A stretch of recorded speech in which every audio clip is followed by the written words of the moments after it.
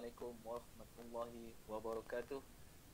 Asyhadu an la ilaha illallah wa asyhadu anna Muhammadar Rasulullah. Allahumma salli ala sayyidina Muhammad wa ala sayyidina Muhammad. Selamat petang saya ucapkan kepada semua penonton yang ketika ini sedang bersiaran bersama-sama dengan saya, Hafiz, sebagai moderator anda hari ini dalam sesi program Kuliah Awal yang dilancarkan bersama dengan program Wakaf Quran.my.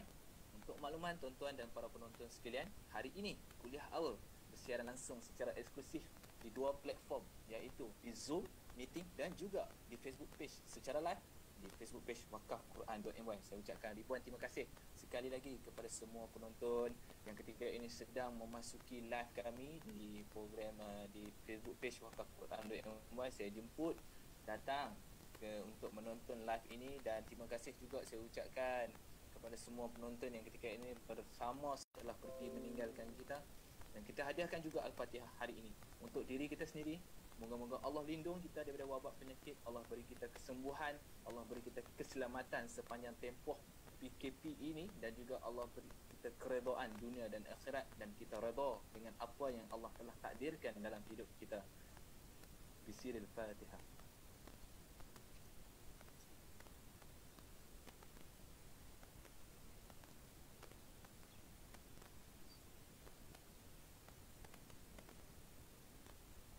Amin, amin ya rabbal alamin. Alhamdulillah, sekali lagi saya ucapkan terima kasih sekali lagi kepada semua penonton yang ketika ini memasuki live Facebook live di page Wakaf Quran.my.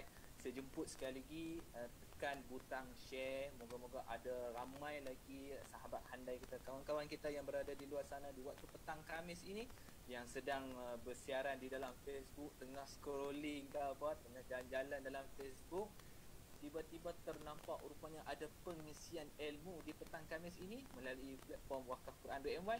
Jemput mereka bersama-sama dengan kita dalam sesi hari ini. Kerana apa? Kerana dalam sesi kuliah awal special minggu ini, kita bersama dengan salah seorang penceramah yang sangat-sangat bertinggi ilmunya untuk berkongsi dengan kita, dan spesifik tajuk hari ini khusus untuk wanita sahaja. InsyaAllah nanti saya akan umumkan siapakah penceramahnya dan apakah tajuknya. Okey.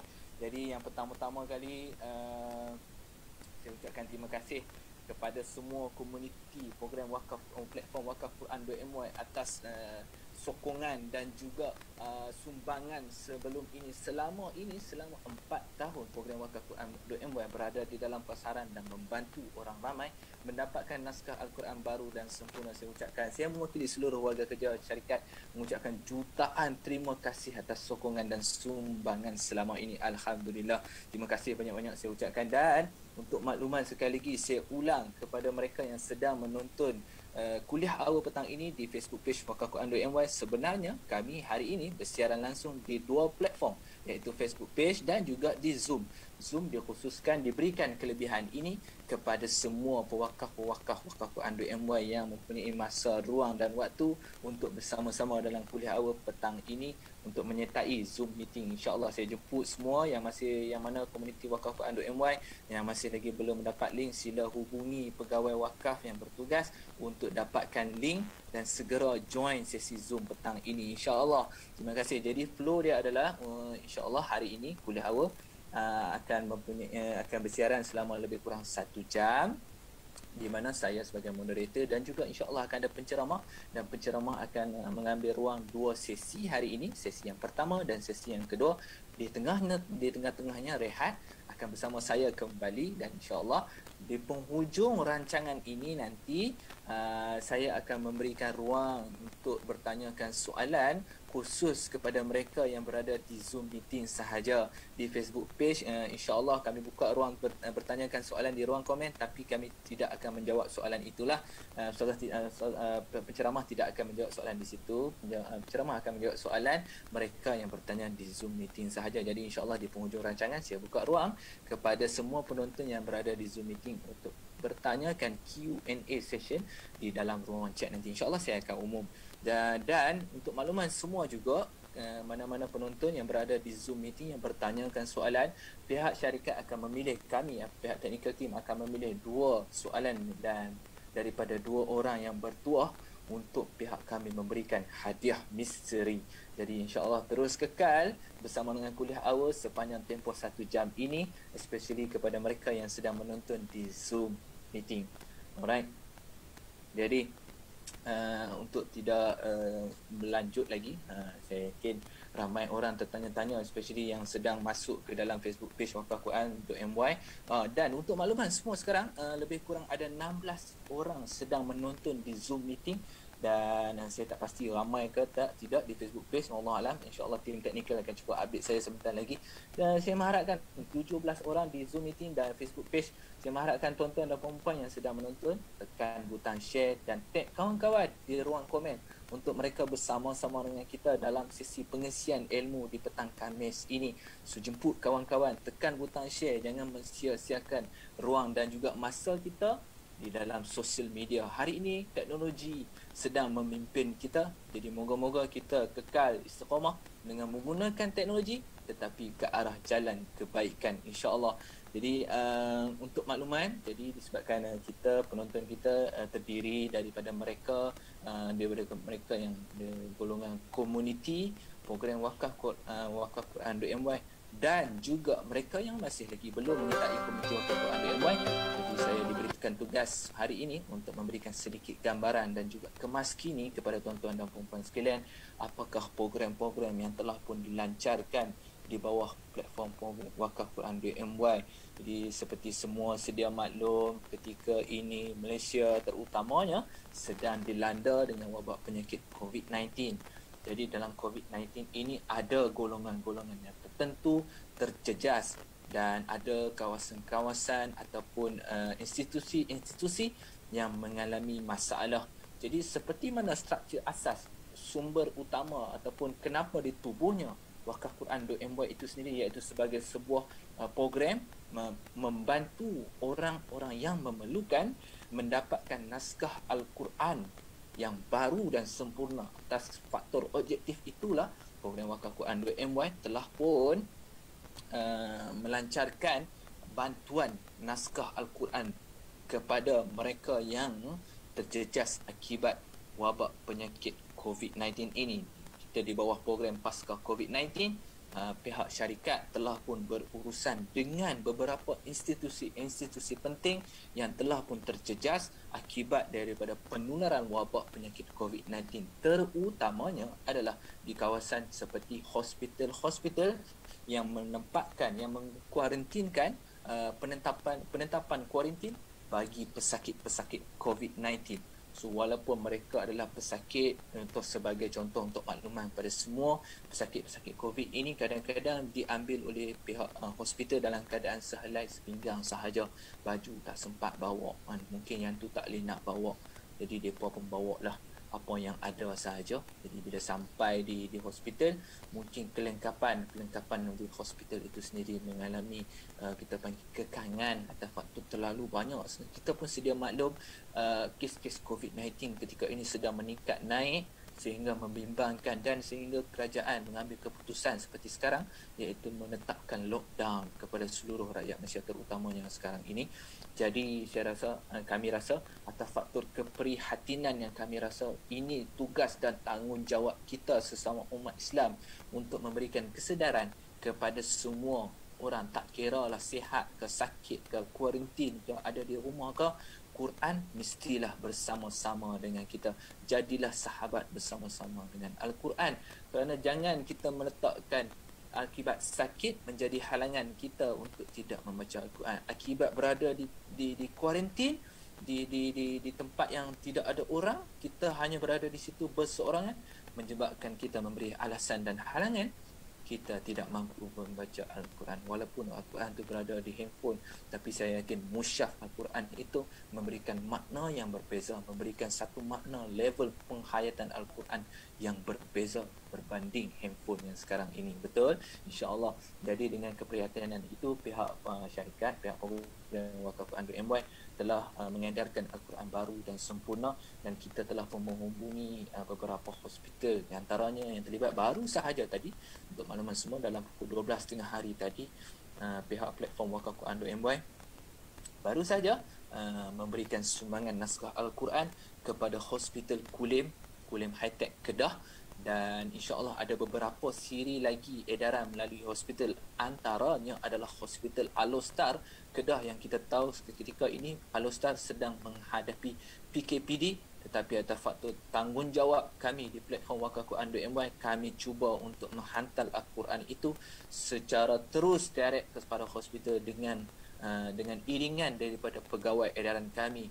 Jadi insya-Allah kita doakan perjalanan ini berjaya dan dilindungi daripada wabak penyakit dan keselamatan mereka semua, insya-Allah. Antara selain itu juga hospital di Johor, ada beberapa kawasan lain lagi yang menempatkan pesakit-pesakit COVID, dan pihak pengusaha Wakaf Quran.my telah menghubungi mereka, dan untuk makluman semua, insya-Allah hampir 8,000 naskah Al-Quran akan diedarkan dalam program pasca COVID-19 ini sepanjang Jun dan Julai, insya-Allah. Doakan program edaran ini berjalan dengan lancar, insya-Allah. Dan untuk makluman kepada pewakaf komuniti Wakaf Quran.my yang telah pun bersama-sama dengan kami, untuk makluman pada baru ini saja, iaitu minggu lepas saya rasa, pihak platform Wakaf Quran.my telah pun menghantar belas SMS kepada semua komuniti Wakaf Quran. Lebih kurang 3,000 SMS dihantar untuk pemakluman tentang program edaran ke Perkim Kelang. Kita baru sahaja menghantarkan, kita hantar Quran di Perkim. Saya rasa makluman diterima adalah dalam bulan puasa, dan pihak Perkim telah membantu kita di platform Wakaf Quran.my untuk mengedarkan naskah-naskah Al-Quran baru, dan alhamdulillah edaran telah pun selesai, gambar telah pun di-upload ke mana. Untuk pengetahuan semua, platform Wakaf Quran.my satu-satunya platform wakaf Al-Quran yang menyediakan sistem track and trace. Apakah track and trace itu? Di mana pewakaf semua boleh kenal pasti Quran yang diwakafkan oleh tuan-tuan dan puan-puan sampai kepada siapa, bila sampai, dan ke mana sampai. Melalui sistem track and trace inilah kami yakin segala kerisauan, ketidakpastian dalam hati individu, setiap manusia seperti saya yang melakukan wakaf ini ingin mengetahui ke mana wakaf Quran saya ini sampai. Maka dengan asbab itulah program Wakaf Quran.my menyediakan satu struktur sistem yang sangat-sangat baik, sangat-sangat kita panggil berteknologi tinggi, iaitu track and trace, di mana pewakaf boleh kenal pasti di manakah kedudukan wakaf Quran tuan-tuan dan puan-puan sekalian, di manakah kedudukan terkininya. Alhamdulillah. So insya-Allah saya menyeru kepada tuan-tuan yang puan-puan yang seketika ini sedang menonton di Facebook Live Wakaf Quran.my, tekan butang share post ini, panggil sahabat anda, kawan-kawan tuan-tuan dan puan-puan sekalian, bersama-sama menonton Wakaf Quran Kuliah Awal Wakaf Quran.my hari ini untuk pengisian ilmu di petang Khamis, insya-Allah. Jadi untuk tidak buang masa lagi, saya ingin memperkenalkan penceramah jemputan kita hari ini dalam sesi Kuliah Awal Wakaf Quran.my. Tidak lain, tidak bukan. Sekarang minta maaf, saya tengok ada beberapa technical issue, I think di peringkat Facebook Live kot. Alright, so adakah semuanya okey untuk kita mulakan, insya-Allah.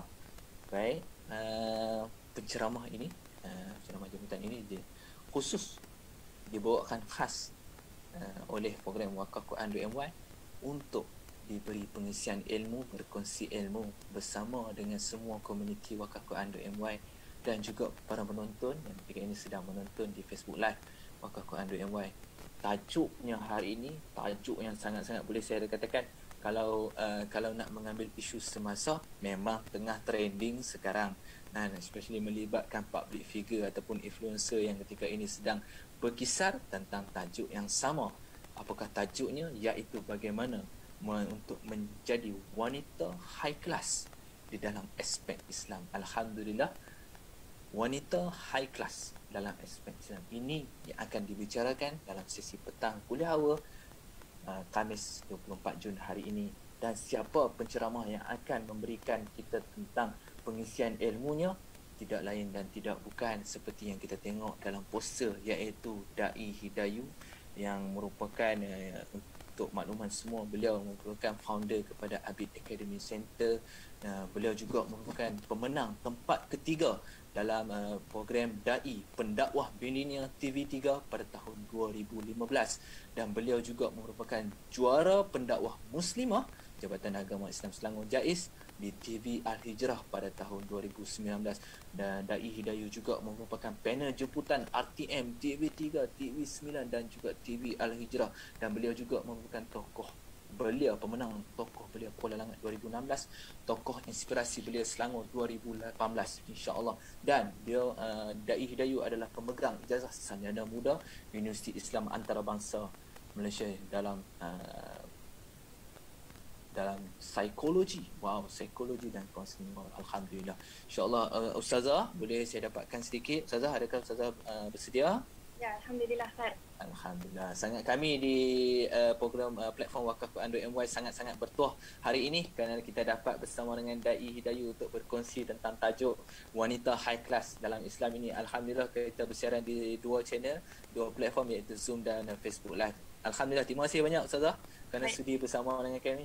Jadi tanpa membuang masa lagi, insya-Allah saya menjemput sekali lagi kepada semua orang yang sedang masuk ke dalam Facebook Live, share butang, tekan butang share tu, jemput kawan-kawan lagi untuk bersama-sama dengan kita bersama dengan Dai Hidayu dalam tajuk wanita high class dalam Islam. Dengan itu saya menjemput Ustazah, dipersilakan. Baik, bismillahirrahmanirrahim. Assalamualaikum warahmatullahi wabarakatuh. Allahumma salli ala Muhammad wa anzilhu al-munzal al-muqarrab minka yawm al-qiyam. Rabbi yassir wa la tu'assir, Rabbi tamin bil khair. Alhamdulillah. Terima kasih pertama-tamanya kepada tuan moderator kita yang subhanallah saya rasa membawakan mukadimah yang sangat-sangat menarik. Ya, saya yakin para penonton yang berada bersama saya ketika ini di Zoom meeting dan juga di Facebook Live ketika ini, insya-Allah ya, kita sama-sama berdiskusi, sama-sama kita ambil ibrah pengajaran apa yang kita nak dapat. Ya, wanita high class. High class ni kita tahu high class ni apa? Wanita yang subhanallah kedudukannya tinggi, ya, kedudukannya kalau kita katakan dihormati, tapi bagaimana kita nak biarlah kita jadi wanita yang dihormati dalam konteks Islam. Sebab kalau kita bincangkan wanita high class di barat, ya, mereka memandang wanita high class itu seperti mana? Seperti wanita yang seksi sebagai contoh, wanita yang tidak menjaga kehormatan diri, wanita yang tidak menutup keaiban diri dan sebagainya. Itu adalah wanita high class bagi golongan-golongan barat. Tapi kita bincang hari ini insya-Allah bagaimana hebatnya Islam mengangkat kedudukan wanita Islam muslimah ini sebagai seorang wanita yang high class, yang sangat-sangat dijaga. Kerana itu kita nak bincang ini beberapa perkara, dan insya-Allah ya, bila kita bincang berkaitan ciri-ciri wanita high class, terima kasih sebelum itu kepada Mana Holdings dan Berhad, subhanallah, atas jemputan bersama-sama ini, ya, atas usaha-usaha yang telah dilakukan, subhanallah, barakallah. Ya, macam mana tuan moderator sebut, subhanallah, ya, terima kasih kepada para penyumbang, pewakaf yang bersama-sama dengan Mana Holdings dan Berhad. Ya. Kita tahu ya, kehidupan kita di dunia ini hanya sekejap cuma.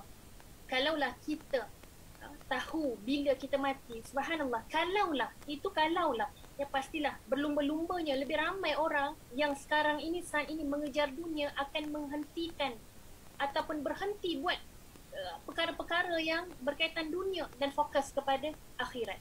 Tapi itu kalau ya, sedangkan kita manusia, kita ada limitasi, kita ada kekurangan, kita tak ada ilmu itu, kita tidak tahu pun bila kita mati, bila apa yang berlaku 5 minit lagi pun kita tak tahu. Kerana itu seluruhnya itu dalam ilmu pengetahuan Allah. Maka apa? Kita perlu bersedia. Inilah kita nak bincang persediaan kita, ya. Kita tak tahu apa yang berlaku lagi beberapa saat kemudian, berapa minit kemudian, kita tak akan dapat tahu. Kerana itulah persediaan apa yang kita nak preparation, persediaan yang kita nak hadapi dengan masa-masa yang kita unexpected, yang kita tak tahu, yang kita akan lalui secara tiba-tiba. Ya, macam tuan moderator sebut tadi, bagaimana ya, kalaulah orang-orang yang diuji dengan wabak COVID-19 ketika ini, Ya, diuji dengan sakit, diuji dengan kepayahan, diuji dengan tekanan, stres, emosi tak stabil, kewangan yang tidak menentu dan sebagainya. Subhanallah. Maka berbaliklah kita nak cari ketenangan tadi, persediaan tadi. Selalu saya sebut di mana-mana tuan-puan, muslimin muslimat sekalian, ketenangan itu datangnya dalam jiwa, dalam hati. Kita tak boleh buat-buat senyum, kita senyum depan orang, tapi hati kita tak tentu, belum tentu hati kita ini tenang. Kita senyum secara zahir, secara orang nampak, realitinya senyum. Tapi mungkin dalam hati kita terseksa, dalam hati kita tak tenang. Sebab apa? Kerana kita tidak mencari kunci ketenangan tadi. Balik-balik tentang Al-Quran, ingat pada Allah. Sebab itu subhanallah, itu baru mukaddimah, ya. Tajuk kita hari ini berkaitan wanita high class. Ya, subhanallah, saya akan bawakan ya ciri-ciri ini dengan tadabbur dua surah.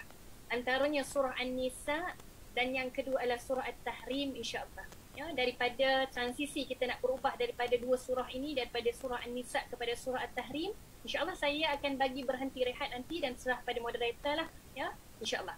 Baik, dan kita akan teruskan. Ya, bila kita bincangkan tentang ciri wanita high class, ya, untuk next slide insya-Allah. Ya. Kita akan tengok, ya, baik, ya. Ciri wanita high class. High class ni apa? Wanita salihah lah. Wanita salihah ini bagaimana, nanti kita bincang ciri-cirinya daripada dalil Al-Quran. Macam mana wanita salihah yang kita nak cari? Kita nak jadi salihah, nak jadi yang baik, nak jadi yang Allah suka, nak jadi yang Allah redha. Bagaimana? Kerana akhirnya kita bincang tadi, kehidupan kita nanti hanya memerlukan semata-mata pandangan rahmat dari Allah. Kalau kita hidup memuaskan pandangan mata-mata manusia, bila kita susah, manusia-manusia itu tak tentu ada dengan kita. Ya? Bila kita dalam keadaan kesakitan, manusia-manusia ini tak tentu bersama kita. Kita tengok sahajalah bagaimana peristiwa ataupun situasi pandemik COVID-19 ini, tuan-puan. Subhanallah. Ya? Baru-baru ni saya di Fikrah, ya, kita bincangkan berkaitan tentang kematian COVID-19. Bagaimana kalau kita nak kata orang-orang yang di hujung nyawanya, di hujung usianya, ya, kalau sebelum waktu pandemik, mungkin waktu-waktu nazak, ibu ayah yang nazak, anak-anak boleh iring keliling, cucu-cucu boleh iring keliling, bacakan ayat Al-Quran, ya, dendangkan dengan zikir-zikir yang ingatkan balik, ya, kepada Allah. Kerana fasa-fasa nazak itu, kalau kita bincangkan lagi banyaklah ni kan, dalam bab-bab kematian. Imam Al-Qutubi bincangkan tentang bab kematian, bagaimana orang yang dalam saat-saat kematian, fasa-fasa macam mana, ketika itu macam-macam perkara yang dia lalui. Ya, maka kerabat-kerabat kita, ahli keluarga inilah yang kalau dulunya zaman PKP-nya, ya, inilah ya, sepanjang-panjang itulah kita akan alunkan dengan ayat Al-Quran, dengan zikir. Tapi ketika ini, fasa PKP ini mengubah segalanya. Ya, orang yang terlantar sakit, orang yang nazak, menunggu saat usianya habis dalam keadaan anak-anak tak ada bersama. Sebab itu kita nak persediaan ini, biarlah kita bermula sekarang, kita penuhkan diri kita, jiwa kita dengan pengisian-pengisian yang baik, insya-Allah. Dengan bagaimana kita nak seringkali ingatkan diri kita, banyakkan dengan zikir, banyakkan dengan ingat Allah. Ya, wa may yattaqillah yaj'al lahu makhraja. Bila kita ini sentiasa rasakan ketakwaan, rasa takut, rasa nak buat taat pada Allah, maka segalanya urusan kita Allah permudahkan, keluar dari perkara-perkara kesusahan yang kita rasa. Sebab itu wanita salihah, kita nak buat apa yang Allah suka. Kita harapkan manusia saat ini, anak-anak yang kita sayang pun kalau kita sakit di hospital, di ward, tak dapat nak teman kita, maka apa? Kita nak balik-balik yang dapat bersama kita, yang dapat beri ketenangan pada kita, itu satu, iaitu Allah. Tanamkan keyakinan itu. Jadi wanita salihah dalam hidupnya, dalam diri yang pertama diletakkan Allah, itu tangga yang teratas, ya Allah. Ya, kita akan rasa kenikmatan yang sangat-sangat. Sebab itu wanita salihah, itulah wanita high class yang kita bincangkan hari. Ya, kita dah bincang tadi wanita high class yang disebut-sebut oleh barat, orang-orang western, orang-orang barat, orang-orang luar tu berbeza dengan wanita high class yang disebutkan dalam Islam. Dan kita bincangkan lagi, ya, karakter wanita salihah, insya-Allah. Hari ini kita akan bincang karakter ciri-ciri wanita salihah. Bagaimana wanita salihah ini Kita akan senaraikan beberapa ciri-cirinya. Ya, kalau boleh tuan-tuan muslimin muslimat yang menonton, sama ada di Zoom meeting ataupun di Facebook Live bersama dengan Mana Holdings ketika ini dan saya ketika ini, ambil satu kertas. Ya, ambil satu kertas untuk apa kita nak senaraikan ni? Ya, sama-sama kita nak senaraikan. Ya, ambil satu kertas, ambil satu pensel, kita catat. Catat apa ciri-ciri inilah yang kita nak masukkan dalam hidup dan diri kita. InsyaAllah. Ya, dan apa dalam kertas tadi tuliskan saya, nama kita. Kalau saya Nur Hidayu Muhammad Kamil nak jadi wanita solehah yang high class. Kita tak nak jadi biasa-biasa. Suka saya bawakan satu perumpamaan mudah ini. Apa dia? Ya? Kalaulah baru je kan, kalau katalah kita nak beli buah-buahan. Ya? Beli buah-buahan, orang perempuan ni memang sukalah kan, favourite dia kan, beli buah-buah. Ya? Tengok kat kedai buah ataupun pergi dekat supermarket nak cari buah. Kita nak beli buah orange, nak beli buah apple, kita akan ambil buah tadi kita belik. Betul ke tidak? Ya? Ke ada orang yang nampak yang sedap dia terus ambil. Takut dia. Ya? Kita akan tengok datang dekat, angkat pula buah tadi, belik kanan kiri. Ya? Ada juga 5 minit, 10 minit tu belik buah tu sebelum beli. Nak kata apa? Nak pastikan buah yang kita ambil itu apa? Berkualiti. Buah yang bagus, tak ada busuk-busuk, tak ada penyek-penyek, tak ada yang hitam-hitam. Ni kita lah ni. Kan kita duk pilih. Sebab seolah-olah nak kata nak cari yang paling baik, yang berkualiti, yang bagus sebab nak makan. Samalah. Bila kita jadi wanita solehah, kita tak nak jadi solehah yang biasa-biasa. Kita tak nak jadi wanita yang biasa-biasa. Kita nak jadi wanita solehah yang high class. Yang mana bila kedudukannya itu Allah pandang, Allah muliakan kita. Dengan sebab apa? Dengan kita bincang nanti, insya-Allah. Ya. Sebab itu, jom kita tengok lagi. Kenapa kita nak jadi wanita solehah? Ni pun kena jelas ya. Ada orang kata solehah nama saya solehah dah ya. Ya, tapi tak solehah pun. Solehah ni apa? Solehah ni baik, soleh wa solehah. Ya. Wanita yang baik. Baik dari sudut apa? Baik itu taat kepada Allah. Nanti kita bincanglah beberapa perkara tadi kan. Banyak ni. Ya, sebab itu kenapa? Kenapa kena solehah? Ya, kenapa tak boleh jadi biasa-biasa? Sebab apa? Kerana wanita yang solehah, suami yang soleh, isteri yang solehah, anak-anak yang soleh-solehah, inilah yang kita nak bawa bersama-sama, nak tuju kepada redha dan rahmat Allah. Dan kerana redha dan rahmat Allah itulah kita dapat syurga Allah. Kita nak berkumpul beramai-ramai, satu keluarga dalam syurga yang penuh kenikmatan. Subhanallah. Kalau kita tadabbur Al-Quran tuan-tuan, tadabbur Al-Quran, ayat-ayat Al-Quran ini boleh menjadikan hati kita gementar, hati kita bergetar, hati kita ketakutan. Takut apa? Bila kita baca ayat berkaitan syurga, walaupun ayat syurga, ayat yang nikmat ni, kenikmatan, ayat yang menggembirakan, tapi kita boleh jadi gementar sebab adakah aku layak untuk masuk ke dalam syurga yang penuh nikmat? Tanya balik pada diri. Apatah lagi kalau ayat yang berkaitan azab neraka, azab keseksaan, berkaitan kiamat, subhanallah. Kalau kita tadabbur ayat-ayat ini, mengalir air mata kita tuan-tuan. Sebab apa? Ketakutan. Rasa kita ini adakah bersedia untuk lalui? Sebab itu bila berbalik-balik, kenapa nak jadi wanita solehah? Kerana akhirnya nanti kita nak masuk syurga Allah dengan rahmat Allah. Ya? Kerana ulama, alim ulama menyebutkan antara kunci nak masuk syurga. Ya, kita tahu masuk syurga dengan rahmat Allah. Tapi kita kena ada apa? Ada usaha. Allah bagi syurga pada kita, tapi kita perlu nak masuk tadi dengan usaha. Kita takkan boleh masuk kalau kita buat sambil lewa. Kerana itu dalam ayat Al-Quran, banyak ayat Al-Quran yang menggandingkan beriman dan beramal soleh. Amal soleh ni apa? Nanti kita bincang. Antaranya kita tengok ya, dalam surah Al-Baqarah. Dalam surah Al-Baqarah ayat ke-25 tuan-tuan muslimin muslimat. Ya, siapa yang ketika ini ada Al-Quran bersama-sama boleh rujuk dengan saya. Ya, baik. Surah Al-Baqarah ayat ke-25. Ba'da a'udzu billahi minasy syaithanir rajim. Wa basyiril ladzina amanu wa 'amilus salihati anna lahum jannatin tajri min tahtihal anhar.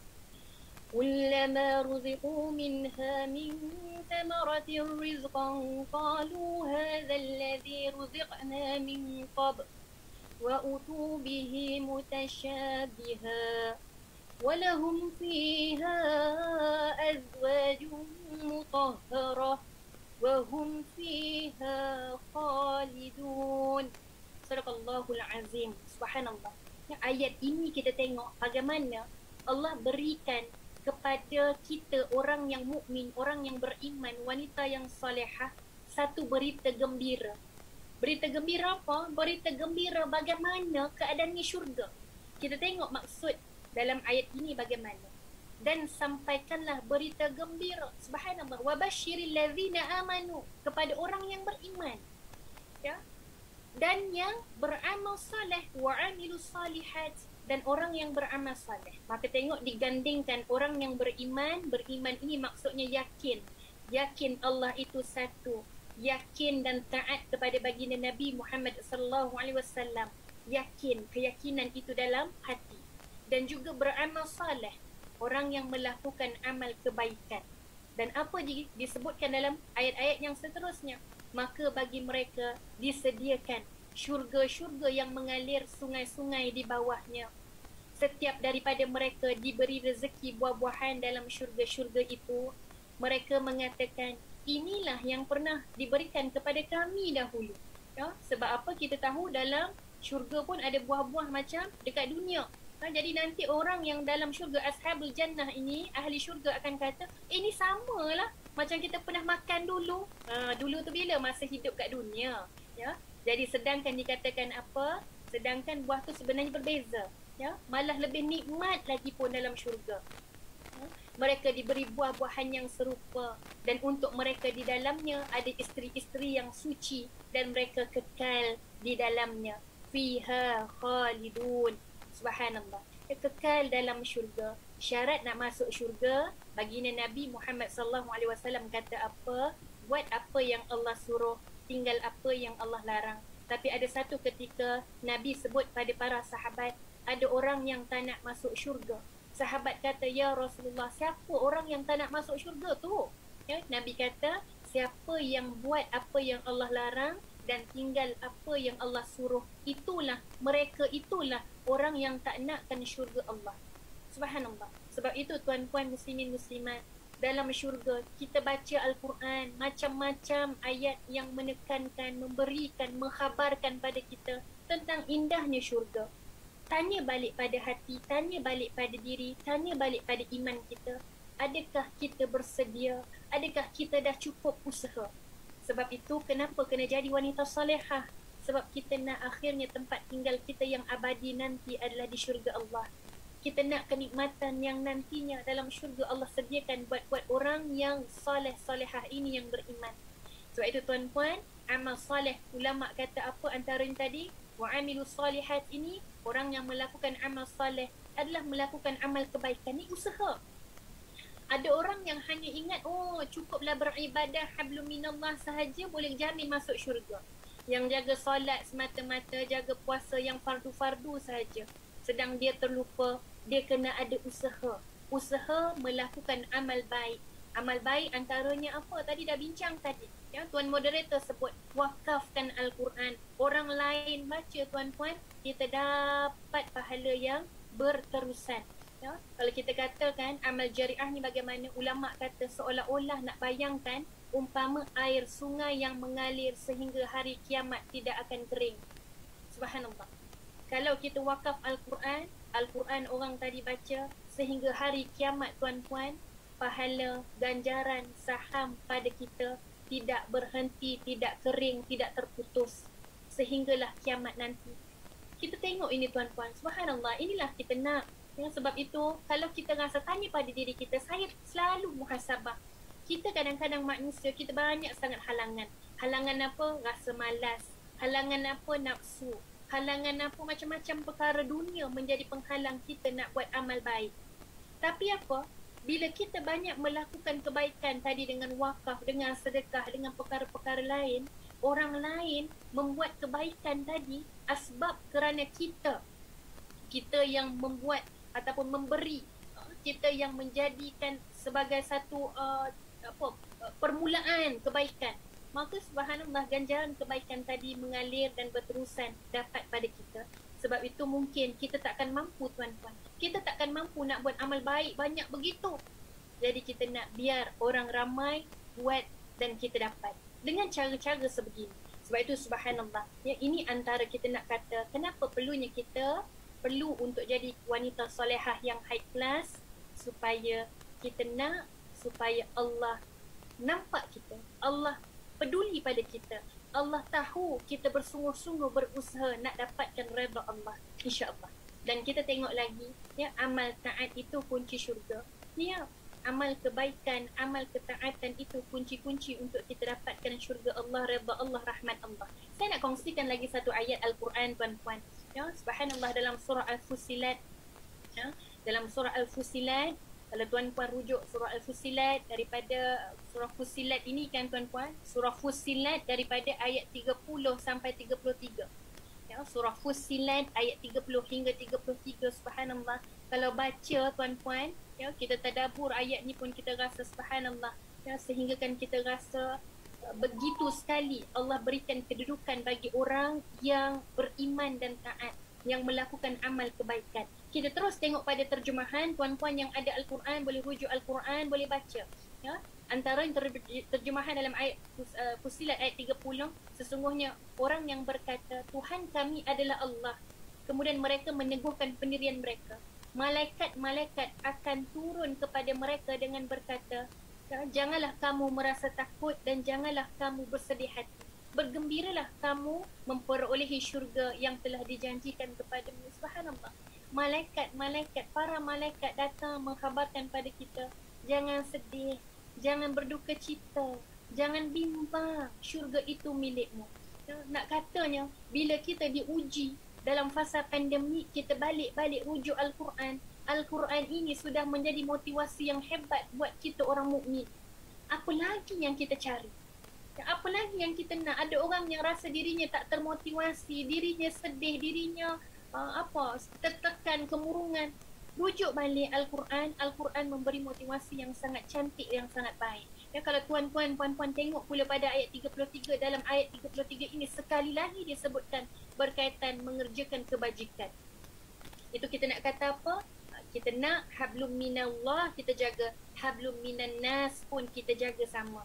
Ya, moga-moga amal kebajikan, perkara-perkara yang kita buat untuk orang sekeliling, bantu orang sekeliling juga, nanti Allah akan nilai dan berikan ganjaran pada kita, insya-Allah. Ya, itu antaranya.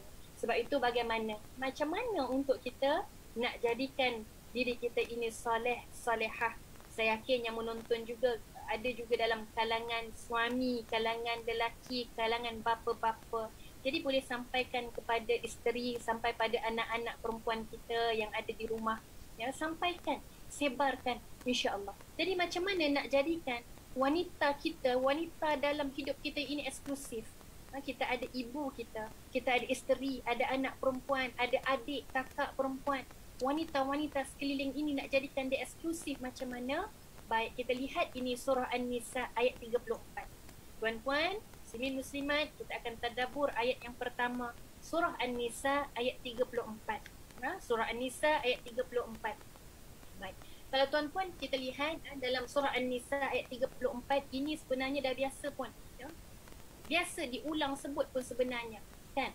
Bagaimana dalam ayat ini disebutkan, ba'da a'udzu billahi minasyaitonir rajim. الرجال قوامون على النساء بما فضل الله بعضهم على بعض وبما أنفقوا من أموالهم. Dalam ayat yang atas, الرجال قوامون على النساء, orang lelaki ini tempatnya adalah di atas sedikit daripada wanita kerana dia ini memimpin, dia ini menjaga wanita, perempuan kita lah. Ya? Jadi dalam ayat yang sehingga bawah ini kita tengok terjemahan dalam surah ini, kita lihat terjemahannya. Ya, bagaimana terjemahan dalam ayat Al-Quran ini, surah An-Nisa ini, ya, antaranya kaum lelaki itu adalah pemimpin dan pengawal. Kita tengok ada beberapa perkataan yang saya highlightkan dengan warna merah, ya, untuk kita take note, untuk kita berat ataupun kita nak perhatikan tentang ayat-ayat bertanda merah ini, ya. Kaum lelaki adalah pemimpin dan pengawal yang bertanggungjawab terhadap kaum perempuan. Oleh kerana Allah telah melebihkan orang-orang lelaki dengan beberapa keistimewaan. Apa yang lebih nanti kita bincang insya-Allah, ya, atas orang-orang perempuan. Dan juga kerana orang-orang lelaki telah membelanjakan, yakni memberi nafkah sebahagian dari harta mereka. Maka perempuan-perempuan yang saleh-salehah itu ialah inilah antara syarat ataupun ciri-ciri wanita high class kita nak bincang. Antaranya apa? Yang taat kepada Allah dan suaminya. Yang memelihara apa? Kehormatan diri dan marwahnya. Ketika suami tidak hadir bersama dengan pemeliharaan dan pertolongan dari Allah. Dan perempuan-perempuan yang kamu bimbang melakukan perbuatan derhaka atau nusyus. Ya, tengok ada pula kaedahnya. Bagaimana cantiknya, ya, dalam Al-Quran Allah memberikan pula solusi kepada wanita yang kita tahu orang lelaki ni sebagai pemimpin, suami, ketua keluarga, ya, menjadi ketua melayari bahtera.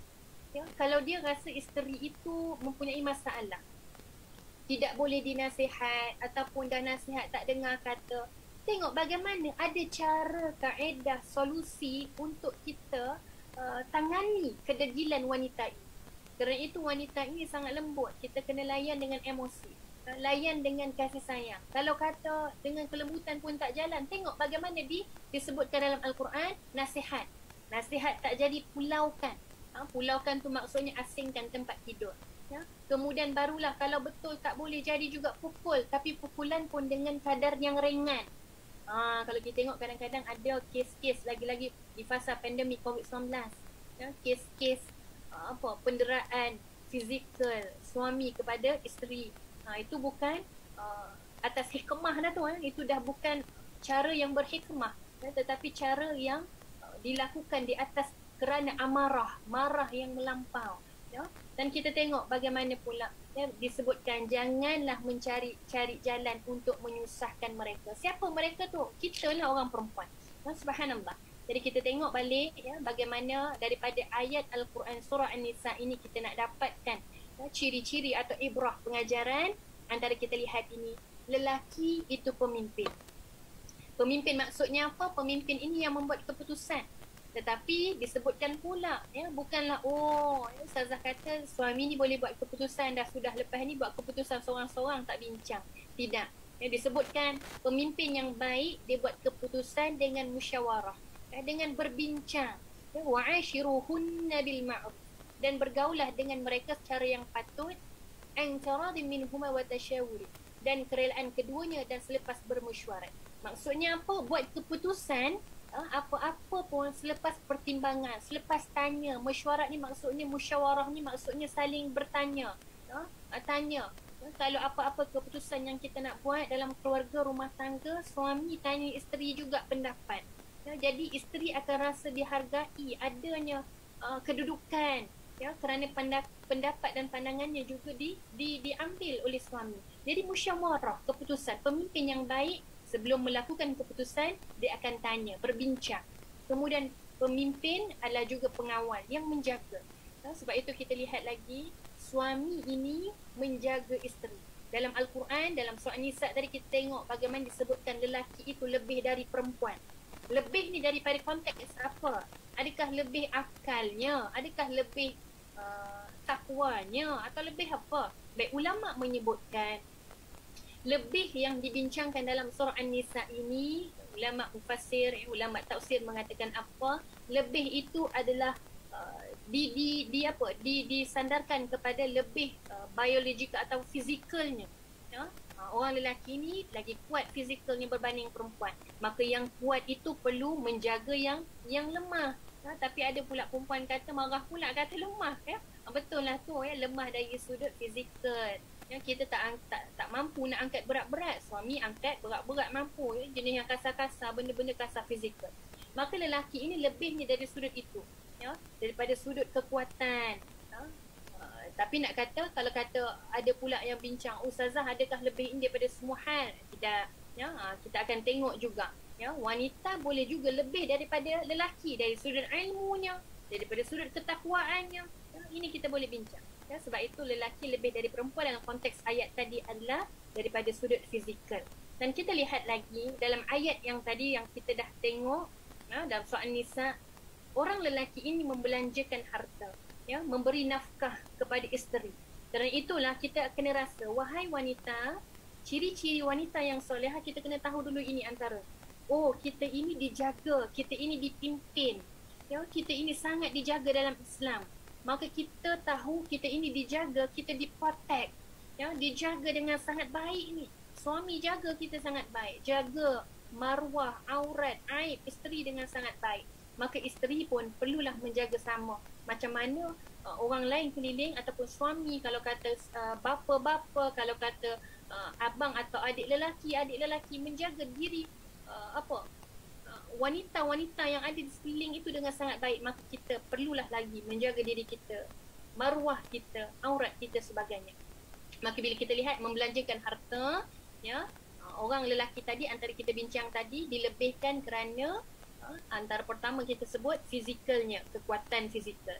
Antara lain kerana apa? Kerana dia lebih kenapa? Kerana dia mengeluarkan duit, membelanjakan harta, memberi nafkah kepada kita wanita sebagai isteri. Maka kita lihat lagi ini antara urutan nafkah, ya. Antara pertama suami tadi, urutan nafkahnya pastilah pada diri sendiri dulu, ya. Diri sendiri kena settle dulu. Kenapa ulama kata kenapa diri sendiri dulu kena settle, ya, bukan terus bagi pada isteri, pada keluarga.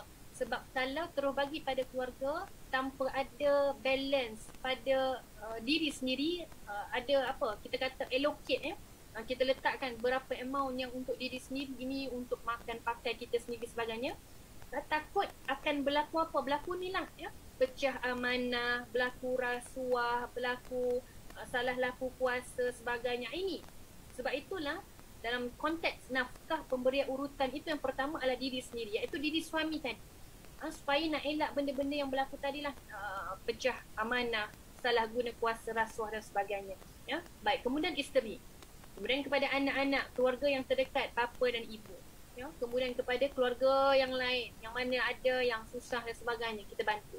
Barulah kita akan lihat kepada orang yang sekeliling, ya, di kanan dan kiri. Kalau kita lihat dalam hadis, ya, bagi Nabi Muhammad SAW dalam hadis riwayat Imam Muslim, dalam akhir-akhir hadis itu Nabi menyebutkan apa?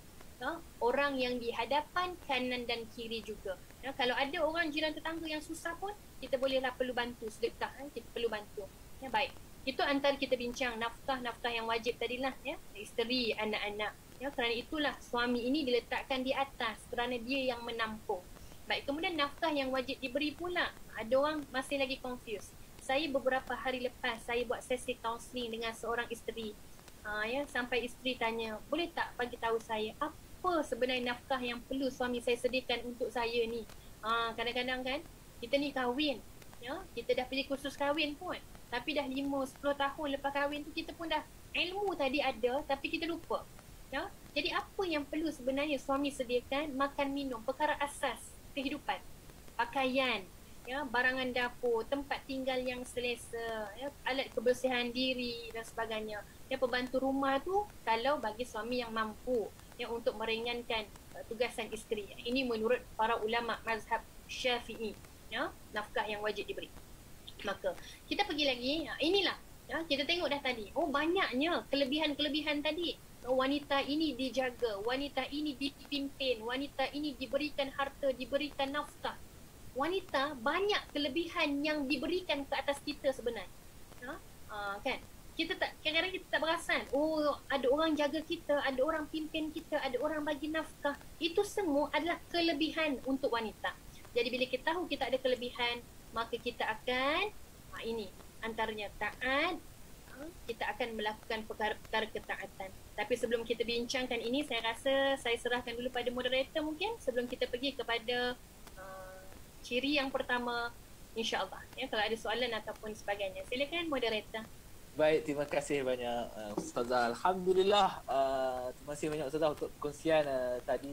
Tadabbur surah An-Nisa sangat-sangat baik. Alhamdulillah, syukur nikmat Allah atas perkongsian yang diberikan oleh Ustazah Dai Hidayu sebentar tadi. Syukur. Terima kasih sekali lagi saya ucapkan kepada semua yang masih lagi kekal menonton kuliah awal di Facebook page Wakaf Quran.my. macam mana yang Ustazah bagi tahu kita tadi sebentar tadi, boleh saya katakan sesi yang pertama tadi, perkongsian Ustazah daripada Dayu sebentar tadi bukan setakat merangkumi kepada wanita ataupun wanita high class sahaja.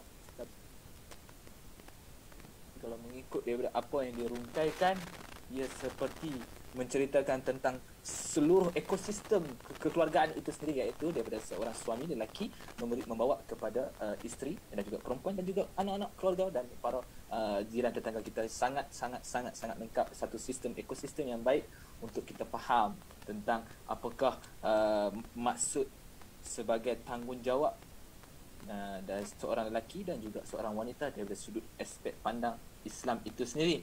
Tapi you tahu no, selalunya mereka duk cakap, kenapa orang lelaki ni kadang-kadang mereka duk cakap lah, duk kata macam orang Kedah lah kata, Ustazah, dia kata beras kami beli, Ustazah. Lelaki kalau kita tanya lah ni, duk ada di Zoom dan juga di Facebook page kita, live kita ni, kalau tanya mereka, beras kami beli, Ustazah. Tapi mereka lupa nak sambung lepas tu, Ustazah no. Beras kami beli, hak masak tu siapa? Kalau tanya hak lelaki, beras kami beli, hak masak tu bini kami. Ataupun jarang sangatlah kami tu kan, bila masak beras, kali terakhir masak beras pun tak tahu, Allah alam. Kadang tu Ustazah, ada yang beras kami beli, nak masak kami tak tahu, tapi kita mengaku, kena mengaku, laki kita mengaku, jangan tak mengaku. Jadi insyaAllah walaupun beras kita beli, tapi hak masak tu bini kita ataupun orang lain. Jadi apa yang saya boleh rangkumkan, ciri-ciri yang paling utama yang Ustazah bagi tahu kita tadi adalah taat kepada perintah Allah. Saya terkejut tadi Ustazah bagi tahu, rupanya ada juga golongan yang tak mau masuk syurga ni. Rupanya tak mau masuk syurga ni golongan kategori yang dia tak mau buat apa yang Allah suruh, dia nak buat apa yang Allah larang. Masya-Allah, nauzubillah, kita tak mau jadi macam tu. Maka kita ambil iktibar di sesi kuliah awal petang ini. Moga-moga atas faktor penyampaian kuliah tadi yang diberikan oleh Dai Hidayu kepada kita terima dan kita faham, kita tulis, kita hadam dan kita amal dengan baik insya-Allah sebelum kita menuju ke sesi yang kedua sebentar lagi. Jadi saya nak update sekali lagi dan kemas kini kepada penonton yang berada di Zoom meeting dan juga di Facebook Live Wakaf Quran.my. Hari ini kita bersiaran secara langsung di Facebook page Wakaf Quran.my dan juga Zoom meeting di dalam sesi kuliah awal yang dianjurkan oleh Wakaf Quran.my melalui syarikat Manahuddin Sdn Bhd. Terima kasih sekali lagi saya ucapkan kepada syarikat Manahuddin Sdn Bhd atas faktor penyediaan platform kuliah awal ini melalui Wakaf Quran.my untuk memberikan kuliah kepada ataupun memberi ilmu, berkongsi ilmu dengan semua penonton di waktu petang ini, petang Khamis. Selalunya petang ini bukanlah satu perkara yang mudah memberi kuliah ni. Boleh dikatakan petang lepas kita makan tengah hari tadi, masya-Allah, kalau kita makan nasi dengan sambal belacan, dia mata tu tertarik, makin kuat mata tu kalau tengok, makin nak tertidur. Tapi insya-Allah saya yakin mereka yang ketika ini sedang kekal bersama kami, mereka yang sangat-sangat dahargakan ilmu dan faham tentang kelebihan mendapatkan ilmu melalui sistem social media ataupun teknologi ketika ini. Terima kasih sekali lagi saya ucapkan kerana terus kekal bersama dengan kami. Jadi saya buka ruang sekejap kepada semua yang ketika ini, saya buka ruang kepada mereka yang sedang menonton di Zoom meeting, mereka yang bersama-sama dengan Ustazah dan juga saya di Zoom meeting boleh bertanyakan soalan di ruang chat. InsyaAllah soalan itu akan ditanya di penghujung rancangan nanti, tapi soalan itu boleh ditanyakan mulai sekarang insyaAllah. Terima kasih banyak. Dan saya memberikan ingatan balik kepada semua yang ketika ini sedang menonton di Facebook page, jangan lupa tekan butang share tu, berkongsilah ilmu petang ini dengan kawan-kawan, tuan-tuan dan puan-puan. Jangan biarkan social media kita digunakan dalam perkara-perkara yang melalaikan. Gunakan ruang teknologi yang ada kelebihan yang Allah beri pada kita, handphone yang canggih, internet yang laju, gunakan untuk berkongsi kebaikan. Salah satu kebaikan dia adalah yang ni lah, kuliah awal yang dikongsikan dari platform Wakaf Quran.my. Tekan butang share insya-Allah. Dan untuk makluman semua juga, saya ingin kemas kini program edaran yang dilakukan oleh platform Wakaf Quran.my. Saya telah mendapat maklumat sebentar tadi tentang senarai-senarai lokasi yang dibuat edarannya, Quran wakaf yang diwakafkan oleh tuan-tuan, puan-puan dan semua sebelum ini di platform Wakaf Quran.my. dan insya-Allah syarikat sedang berusaha untuk mengedarkan Quran-Quran ini kepada golongan ataupun mereka yang sangat-sangat memerlukan, terutamanya ketika ini pihak syarikat sedang memfokuskan untuk membantu pesakit-pesakit COVID-19 bersempena dengan program pasca COVID-19. InsyaAllah yang saya dapat makluman, Hospital Sultanah Bayah antara lokasi yang berada di dalam senarai untuk program edaran Pertubuhan Kebajikan Anak Yatim At-Taqwa Baling, dan Hospital Kulim, Hospital Permai Johor, Stadium Tertutup Pasir Gudang Johor, Hospital Sultanah Aminah Johor, Hospital Sultan Ismail Johor, dan Penjara Sungai Udang Melaka, dan juga Mara Excellence Center MEC Jawi Pulau Pinang. Lebih kurang 3,000 naskah sahaja di Johor dan juga di Melaka sebentar tadi yang akan syarikat Manor Houting ataupun platform Wakaf Quran.my membuat edaran hasil daripada sumbangan daripada tuan-tuan dan puan-puan melalui platform Wakaf Quran.my. Saya mewakili pihak syarikat mengucapkan jutaan terima kasih atas persediaan tuan-tuan dan puan-puan untuk berkongsi rezeki dengan kami untuk memberikan bantuan melalui Al-Quran yang baru dan sempurna. Terima kasih banyak-banyak, dan insya-Allah sama-sama kita doakan program edaran yang dibuat oleh syarikat berjalan dengan lancar dan diberi perlindungan dan keselamatan, kerana mereka ini akan pergi bertemu dengan pesakit-pesakit COVID-19. Wallahu alam bagaimanakah ruang yang diberikan oleh hospital, adakah mereka boleh terus bertemu dengan pesakit atau sekadar diberikan kepada pihak pengusaha saja, wallahu a'lam. Tapi itulah tanggungjawab kami di platform Wakaf Quran.my, iaitu menghulurkan dan mengedarkan Al-Quran baru ini, Al-Quran baru dan sempurna sampai kepada mereka yang sangat-sangat memerlukan, terutamanya ketika ini dalam keadaan wabak penyakit yang sedang menular di Malaysia. Kami sedang memfokuskan kepada pesakit COVID-19. Untuk makluman semua juga, seperti yang kita dah pernah baca sebelum ini, pesakit COVID-19 ni kalau ikut kita punya bacaan lah, apa yang proses yang sedang berlaku bagi mereka yang berada pada tahap 5, yang mana mereka kalau ikut daripada kesihatannya sangat-sangat kritikal dan perlu ditidurkan. Apa yang saya baca tuan-tuan dan puan-puan adalah sebelum ditidurkan, pihak hospital akan menasihati pesakit. Dia akan kata macam ni, saya cakap Kedah sikit sebab kami ni Wakaf Quran.my beroperasi ataupun HQ kami di Kulim Kedah, jadi cakap Kedah sikit, insya-Allah boleh faham, saya yakin. Pesakit ini perawat akan beritahu kepada pesakit untuk menghubungi ahli keluarga. Kerana apa? Bila kita dah di kuarantin, kita dah tak boleh nak bertemu dengan ahli keluarga, kita dipisahkan. Ahli keluarga pun tak boleh nak main melawat tanpa sebarang alasan munasabah. Dari jauh sahaja, hantaran barang semua melalui perantara sahaja. Jadi pesakit pada tahap 5 ini, jururawat akan bagi tahu kita akan tidurkan. Jadi dalam tempoh tidur ini mungkin ini adalah sesi yang terakhir, tuan-tuan. Bila kita dengar macam tu, rasa ya Allah, bayangkan diri kita sendiri yang ketika ini berada di tempat mereka. Itu adalah detik terakhir kita mungkin bercakap dengan ahli keluarga kita. Perawat akan beritahu hubungi ahli keluarga, mungkin ini ruang terakhir untuk bercakap. Dan selepas dah menghubungi mereka, dah bercakap apa semua, perawat akan beritahu mengucap 2 kalimah syahadah. Ya Allah, cuba boleh bayangkan tak, kita pesakit COVID-19 yang berada di tahap yang dikatakan perlu ditidurkan, perlu direhatkan atas faktor kesihatan kita pada tahap kritikal. Kita berada di saat-saat yang kalau orang lain, kalau wallahu a'lam, orang nak mati, ada orang tak tahu, tapi kita ni nak mati, Allah bagi alamat, bagi satu cara ni. Standby siap-siap. Telefon dengan keluarga bagi tahu wasiat ke apa ke semua, buat siap-siap. Sat lagi mengucap Allahu Akbar. Rasa diri itu, jantung tu rasa macam mana? Allah, mengucap 2 kali syahadat. Selesai, mereka akan tidurkan kita. Mungkin itu adalah tidur kita yang terakhir. Tidur di mana yang kita tak akan bangun selepasnya itu. Tidur itu akan tidur menjadi tidur yang boleh dikatakan mimpi yang sangat lama. Allahu Akbar. Rasa sangat sedih. Maka atas faktor tanggungjawab itulah kita mengharapkan musyaf Al-Quran yang tuan-tuan dan puan wakafkan ini menjadi detik terakhir mereka untuk membaca. InsyaAllah. Tapi insyaAllah saya yakin kita mendoakan semua pesakit COVID kembali pulih seperti sedia kala, seperti mana kerajaan telah pun lakukan dengan mengambil vaksin, dengan memberi vaksin kepada seluruh rakyat Malaysia. Moga-moga dengan usaha itu tadi, kita seluruh warga rakyat Malaysia dihindari daripada wabak penyakit ini, insya-Allah sama-sama kita doakan.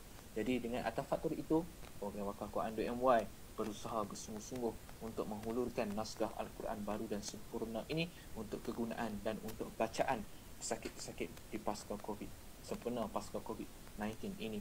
Sama-sama kita doakan. Saya menjemput tuan-tuan dan puan-puan yang ketika ini di Facebook Live. Jangan lupa yang masih belum menyertai komuniti Wakaf Quran.my, sila berbuat demikian. InsyaAllah kita masih lagi ada banyak perancangan kita pada tahun ini dengan jumlah lebih kurang 100,000 naskah Al-Quran kita akan cuba edarkan kepada mereka yang memerlukan dalam tempoh 1 tahun, iaitu tahun 2021 ini. Ayuh sertai kami di Wakaf Quran.my, satu-satunya platform wakaf Al-Quran yang menyediakan sistem track and trace di mana tuan-tuan dan puan-puan dapat kenal pasti ke mana Al-Quran wakaf tuan-tuan lakukan sampai dan diterima, insya-Allah. Jadi tanpa membuang masa lagi, saya akan terus pergi kepada sesi yang kedua. Kita akan bersama dengan Dai Hidayu untuk berkongsikan dengan kita tentang penyampaian bagaimanakah menjadi wanita high class dalam Islam. InsyaAllah. Terima kasih. Saya jemput sekali lagi Dai Hidayu. Ustazah, dipersilakan. Baik. Terima kasih Tuan Moderator. Baik, kita akan teruskan dengan poin pertama. Ini yang saya keluarkan daripada kita bincang tadi surah An-Nisa yang ayat 34. Kita tadabbur surah An-Nisa ayat 34. Ini poin pertama, ciri-ciri wanita salihah high class. Tapi pertama, sebelum kita bincangkan tentang topik ini, saya nak sentuh juga sikit apa yang Tuan Moderator sebut tadi, sangat menarik, ya, berkaitan tentang kematian tiba-tiba. Betul lah saya? Kematian yang tiba-tiba, kematian yang kita tidak duga. Tapi berbeza bila di hospital, orang yang akan diintubate atau dikomakan, yang mereka akan melalui proses tadilah, kan, menghubungi ahli keluarga terdekat, kemudian diberikan peluang untuk mengucap kalimah syahadah dan sebagainya. Maka tuan-puan muslimin muslimat, saya teringat satu kisah Saidina Uthman bin Affan. Saidina Uthman ni kalau kita tengok dalam kisah riwayat, Saidina Uthman antara sahabat baginda Nabi yang hatinya halus, hatinya lembut, hatinya mudah tersentuh, ya. Dan ketika satu hari Saidina Uthman bin Affan lalu dekat pekarangan ataupun dekat tempat perkuburan, ya, Saidina Uthman berhenti. Saidina Uthman menangis. Menangisnya itu sehingga kan disebutkan menangisnya macam kata menangis, air mata turun kena kat janggut, yang menangis. Kemudian para sahabat tanya, wahai Uthman, kenapa kamu menangis? Kenapa kamu menangis? Sedangkan kita lalu dekat kubur ni. Ya, sedangkan bila baginda Nabi khabarkan berkaitan tentang hari akhirat, tentang neraka, tentang azab, engkau tidak menangis seperti ini. Ya, nampak nangis teruk lah tu kan.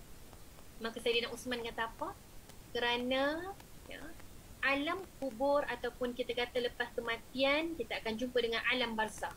Yang alam barzakh adalah alam pertama selepas kita mati. Kita akan jumpa dulu dengan alam barzakh.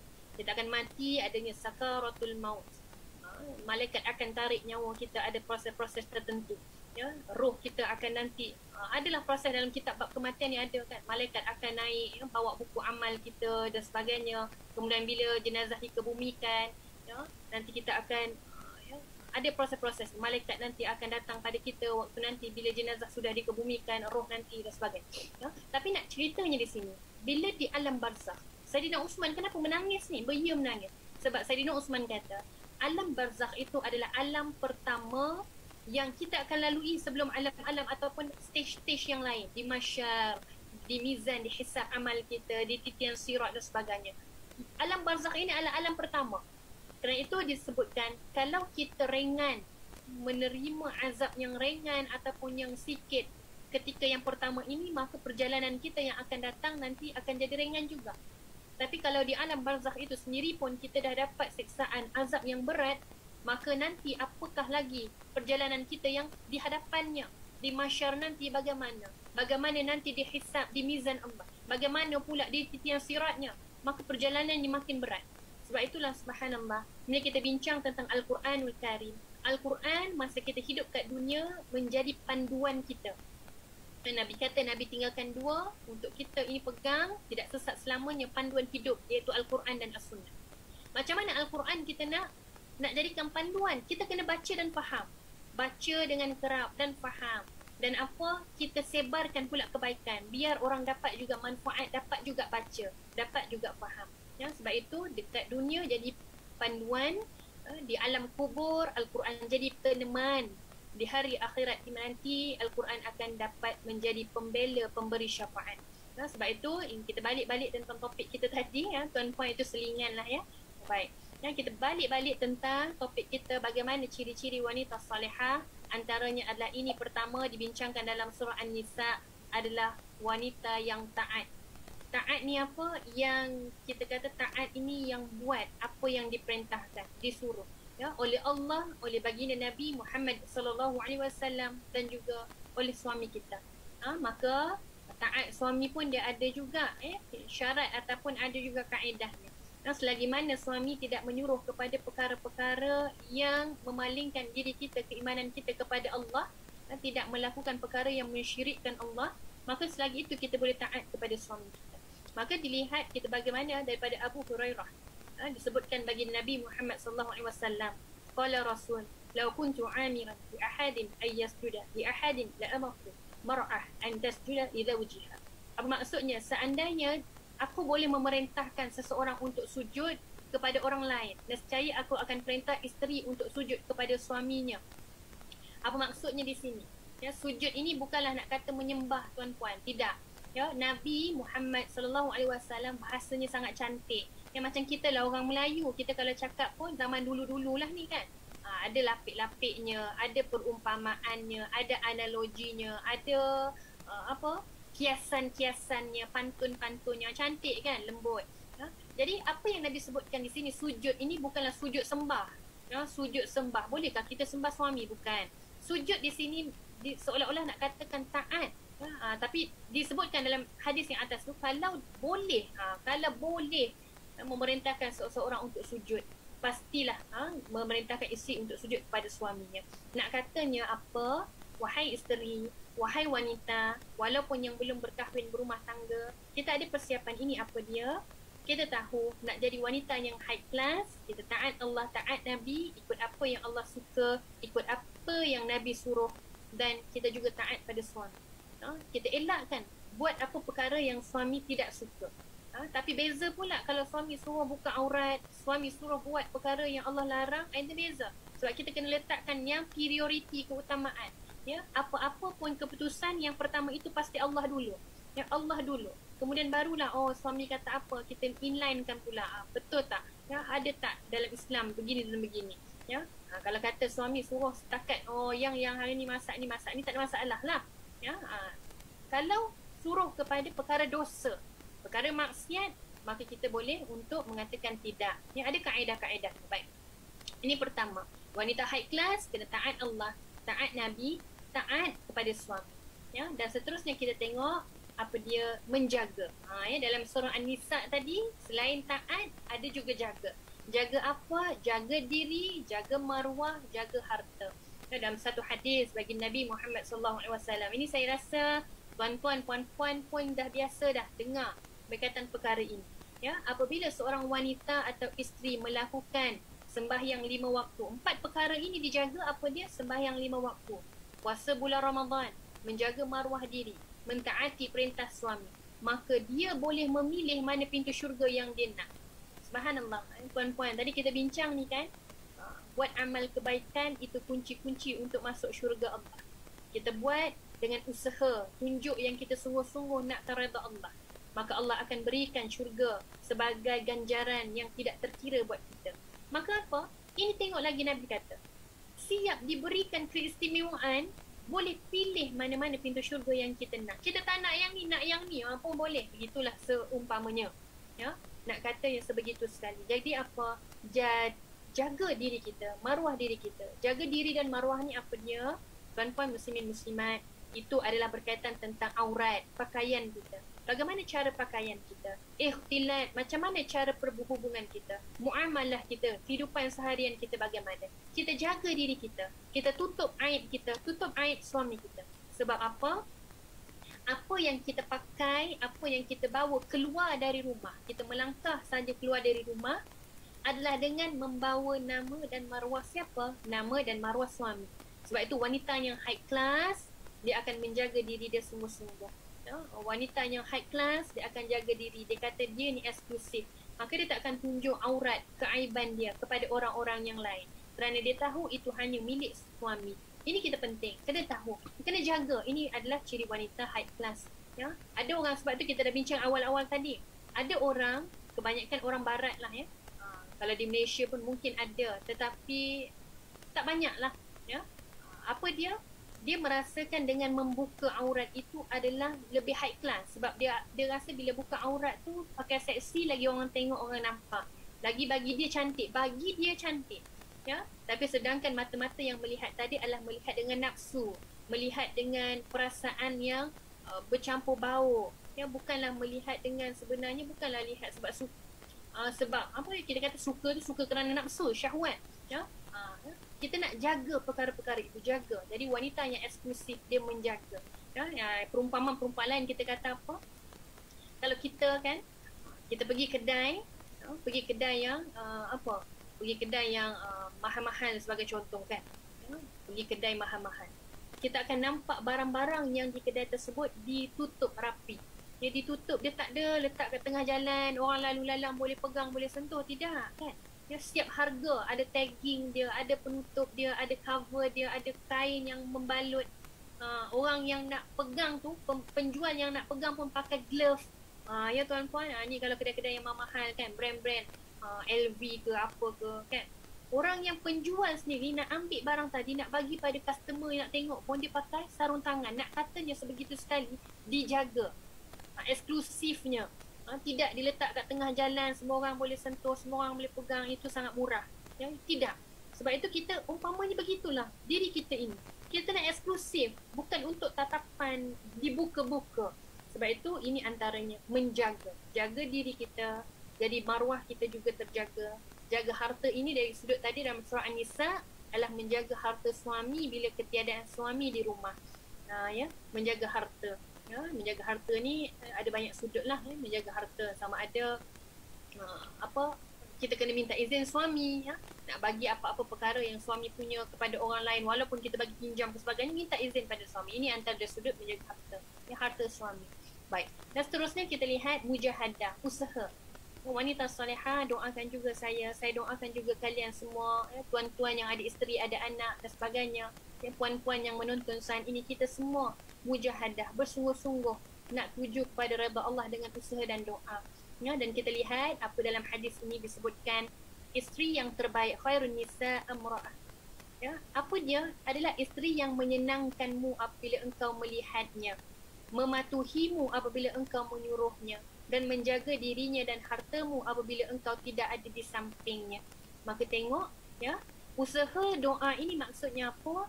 Kita wanita, biasalah dalam fasa-fasa pandemik COVID-19, kita ada masa kita down, kita tertekan, kita stres, kita kemurungan. Saya banyak jumpa dengan orang-orang, wanita-wanita, isteri-isteri yang bekerjaya, yang ada masalah rumah tangga, macam-macam lah masalah.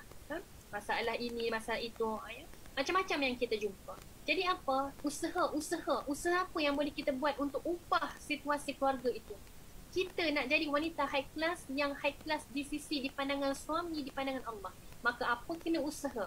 Kalau kata kita nak, tadi kan disebutkan isteri yang terbaik adalah isteri yang menyenangkan apabila melihat. Menyenangkan tu pastilah dengan mata. Apa yang suami nampak dengan matanya semua senang. Daripada hidungnya semua sedap baunya.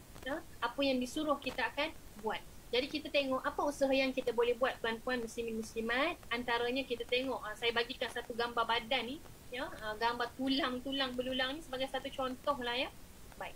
Daripada atas tulang sehingga bawah tulang ni, daripada mata, daripada kepala, kita nak suami kita senang dengan kita, rambut kita wangi, kita cuci. Ada orang yang kadang-kadang sebulan pun tak cuci rambut, suami duduk bahagian sebelah, bau apa ni yang bau bangkai tikus dah campur bangkai tikus dengan rambut isteri pun tak ada beza. Dan sebab itu kita nak jadi wanita eksklusif, kita kena jaga. Sebab itu baginda Nabi Muhammad SAW antara insan hebat yang menjaga diri dan keterampilannya. Ya, menjaga diri. Nabi ini antara insan hebat yang menjaga diri. Sebab itu ada sunnah fitrah. Siapa yang pernah biasa dengar sunnah fitrah? Sunnah fitrah ni apa? Perkara-perkara yang Nabi memang akan buat. Antaranya potong kuku, ya, antaranya membersihkan dirinya, bersugi. Itu antara sunnah-sunnah fitrah. Tuan-puan boleh cek sunnah fitrah tu apa. Ya, ada dalam satu hadis ada sebut 5, ada yang sebut 8. Sunnah fitrah. Nabi pun menjaga kebersihan dirinya. Sebab itu kita nak menjadi eksklusif di mata pandangan suami. Jangan suami pandang orang lain. Kita akan jaga diri kita dengan usaha. Daripada rambut, daripada kepala, daripada mata, daripada hidung. Ya, mata, apa yang kita boleh buat. Suami kita, bila dia pandang, apa yang dia mahukan. Ya, hidung, kita nak bau yang wangi-wangi. Telinga, nak dengar yang best-best. Ya, sebab itu, kita lah sebagai seorang isteri, sebagai wanita, usaha kita apa di antaranya. Kita tahu kan, wanita dengan mulut ini adalah perkara yang orang kata apa, tak boleh dipisahkan. Tak boleh pisah maksudnya apa, bila kita marah tu kan, marah tu subhanallah, marahnya kita akan lepaskan banyak dekat mulut. Ya, kita marah ni banyak lepaskan pada mulut. Kadang-kadang kita tak terniat pun nak cakap, tapi kerana marah. Sebab itu kita doa, usaha dengan doa juga. Doalah pada Allah, doa yang selalu saya amalkan. Kita ni kena tahu, kita manusia yang kita sangat lemah. Kita lemah.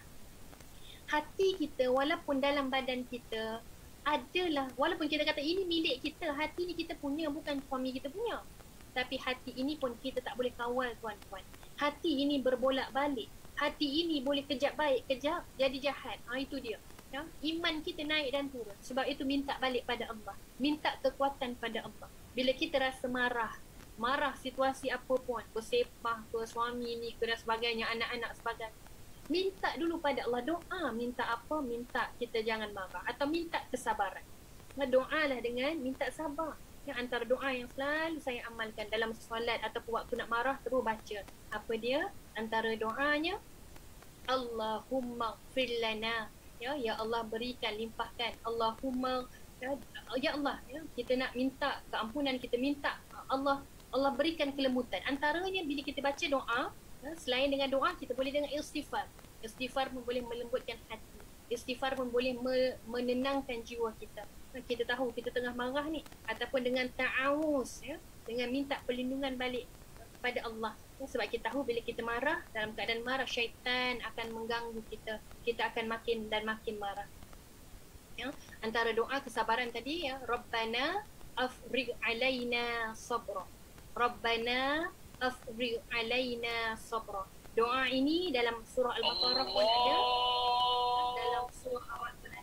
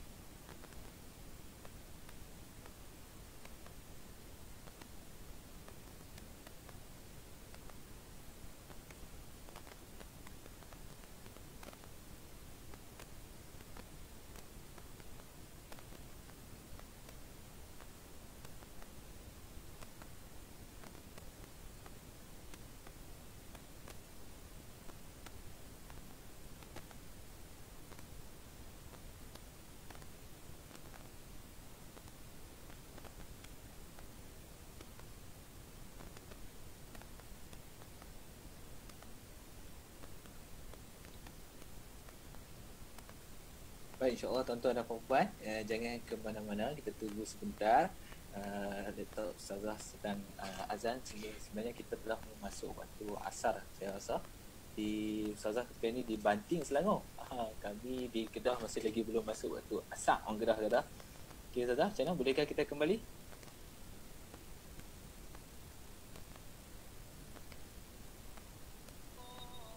Oh, masih lagi azan. Okey, kita tunggu sekejap. Tak apa, kita tunggu sekejap azan, insyaAllah. Sementara menakbir dah, insyaAllah azan. Alhamdulillah. Baik ya. Kembali pada sebentar. Baik, saya minta maaf ya. Mungkin saya lah kot ya. Jadi insyaAllah kita sikit lagi ya, kita akan bincang sikit lagi. Baik, itu antaranya lah ya, kita sebut tadi mujahadah. Kita ada usaha kita dengan tindakan kita, dengan anggota kita, itu antara usaha kita lah. Kita nak jadi wanita yang solehah, kita kena ada usaha. Apa yang kita nak buktikan? Kalau kita kata kita sayang seseorang, kita buktikan dengan cakap I love you, ataupun kita bagi bunga, bagi hadiah, itu bukti. Dan kita masak untuk anak-anak, itu bukti. Kita jaga mereka, itu bukti kasih sayang. Maka samalah, kita nak jadi wanita solehah, apa bukti yang kita boleh buat? Apa yang boleh kita lakukan? Itu antara usaha dan juga doa sebagai kekuatan. Dan kita teruskan tuan-puan muslimin muslimat, antara lain, kita laju sikit ya, ini antara yang kedua, kita akan lihat pada surah At-Tahrim ayat 5. Surah At-Tahrim ayat 5, ini juga antara beberapa perkara yang boleh kita ambil ciri wanita solehah high class ya, yang disebut dalam Al-Quran. Kalau kita tengok dalam surah At-Tahrim ayat 1 hingga 5 ini sebenarnya ada asbabun nuzul, sebab turunnya ayat ini sebenarnya sendiri. Ya, berkaitan bagaimana Hafsah ya, yang patutnya merahsiakan sesuatu, kemudian diceritakan kepada Sayyidatina Aisyah. Kemudian bila Sayyidatina Aisyah dan Hafsah ya, tahu berkaitan sesuatu yang patut dirahsiakan, maka dia jadi konflik ya. Makin ada perkara-perkara lain yang ada yang timbul ya, kerana kecemburuan dan sebagainya. Maka dalam ayat 1 hingga 5 dalam surah Tahrim ini sebenarnya dia saling berkait. Maka kita ambil terus pada ayat yang kelima ya, ayat kelima ini antara maksudnya, jika Nabi menceraikan kamu, boleh jadi Tuhan yang akan memberi ganti kepadanya dengan isteri yang lebih baik daripada kamu. Baik, isteri yang lebih baik di sini, kita tengok siapa yang lebih baik itu. Ini ya, wanita yang lebih baik itu macam mana ini? Iaitu yang patuh, yang beriman, yang taat, yang bertaubat, yang mengerjakan ibadah, yang berpuasa, yang janda dan yang perawan. Maka ini kita rujuk pada surah At-Tahrim ayat 5 ya. Baik, kita tengok antaranya, kita ambil ciri wanita solehah dalam surah At-Tahrim tadi. Ini antara beberapa perkara ya. Yang pertama adalah Muslim, orang yang berserah diri kepada Allah ya. Orang yang Muslim ini, apa itu Muslim? Maka kita tahu Muslim ni orang yang melakukan rukun-rukun Islam ya. Mukmin, orang yang melaksanakan rukun-rukun iman ya, keyakinannya bagaimana. Muslim, dia berserah diri secara total ya. Orang yang taat kepada Allah ya, ciri wanita solehah, taat perintah Allah ya, melaksanakan apa jua yang Allah suruh, kemudian bertaubat. Kita tahu tuan-puan, muslimin muslimat, kita sebagai isteri, sebagai wanita, suami sebagai lelaki ketua keluarga, kita seringkali melakukan kesalahan-kesalahan yang kadang-kadang kita tak sedar. Kesalahan-kesalahan, dosa kadang-kadang kita buat, kita tak sedar ya, ataupun kita buat memang dengan sengaja pun. Jadi apa dia? Kita segerakan dengan bertaubat. Bertaubat, kita nak hapus balik kesalahan dosa kita tadi. Kita nak rasa diri kita ini bersedia, sentiasa bersedia. Saya ada teringat, saya baca satu kisah, satu kitab berkaitan kisah-kisah wali. Kisah-kisah wali. Apa dalam kisah-kisah tersebut dibincangkan? Orang-orang yang soleh, salafus soleh ini, mereka setiap malam, hampir setiap malam ni mereka akan mengerjakan solat sunat taubat. Kerana mereka, walaupun ya, di siang harinya, kalau kita definisikan dosa ni bagi kita orang awam ni, dosa ni dosa buat dosa besar. Syirik tu dosa besar. Kita kata mencuri, merompak, mengumpat, dosa-dosa besar. Tapi bagi salafus soleh, bila mana ada masa yang ketika masa dia lupa untuk ingat pada Allah, itu pun bagi dia itu merupakan satu dosa. Dia rasa itu terbeban ya?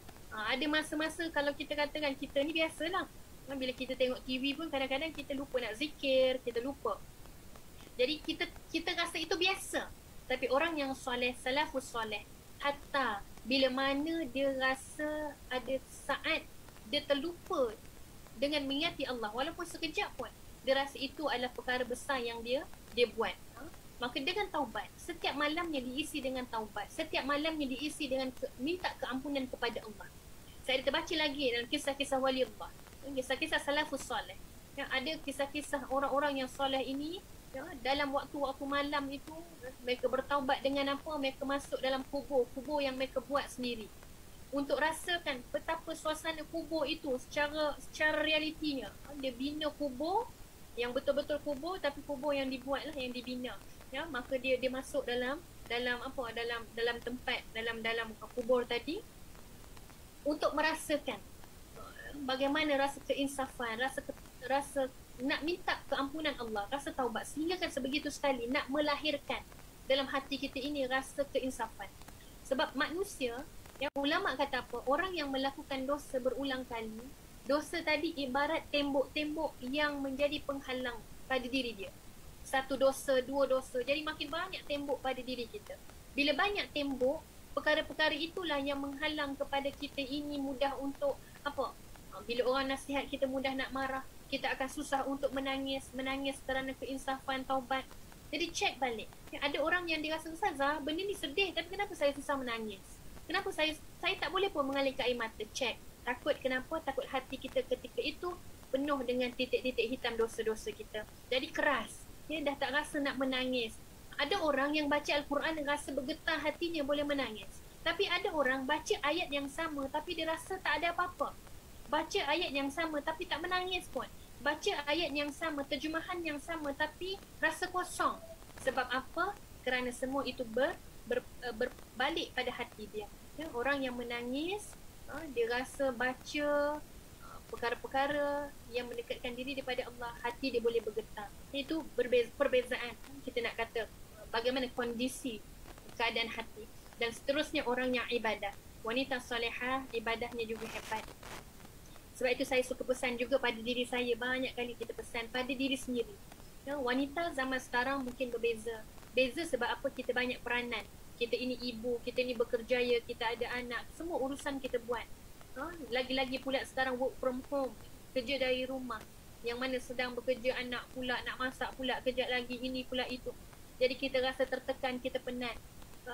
Ada pula yang mengadu, Ustazah saya tak sempat pun nak baca Al-Quran sebab sibuk. Kerja saya, anak lagi. Ya, kadang-kadang ada pula mengadu, baru nak angkat takbir solat sunat. Solat sunat ni, ya, tiba-tiba anak menangis depan sejadah, dah tak jadi solat. Macam mana? Maka kita sebut ibadah wanita yang high class ini, dia akan letakkan jadual yang sistematik. Kena ada. Ya, kalau kita kata nantilah, tunggu free lah, tunggu masa lapang lah, sampai kesudah kita takkan buat. Jadi kita kena ada satu jadual. Jadual kena buat. Katalah satu hari baik hari ni, ya, kita baru nak bermula. Jadi letakkan jadual. Setiap hari kita ada minimum zikir 500 kali.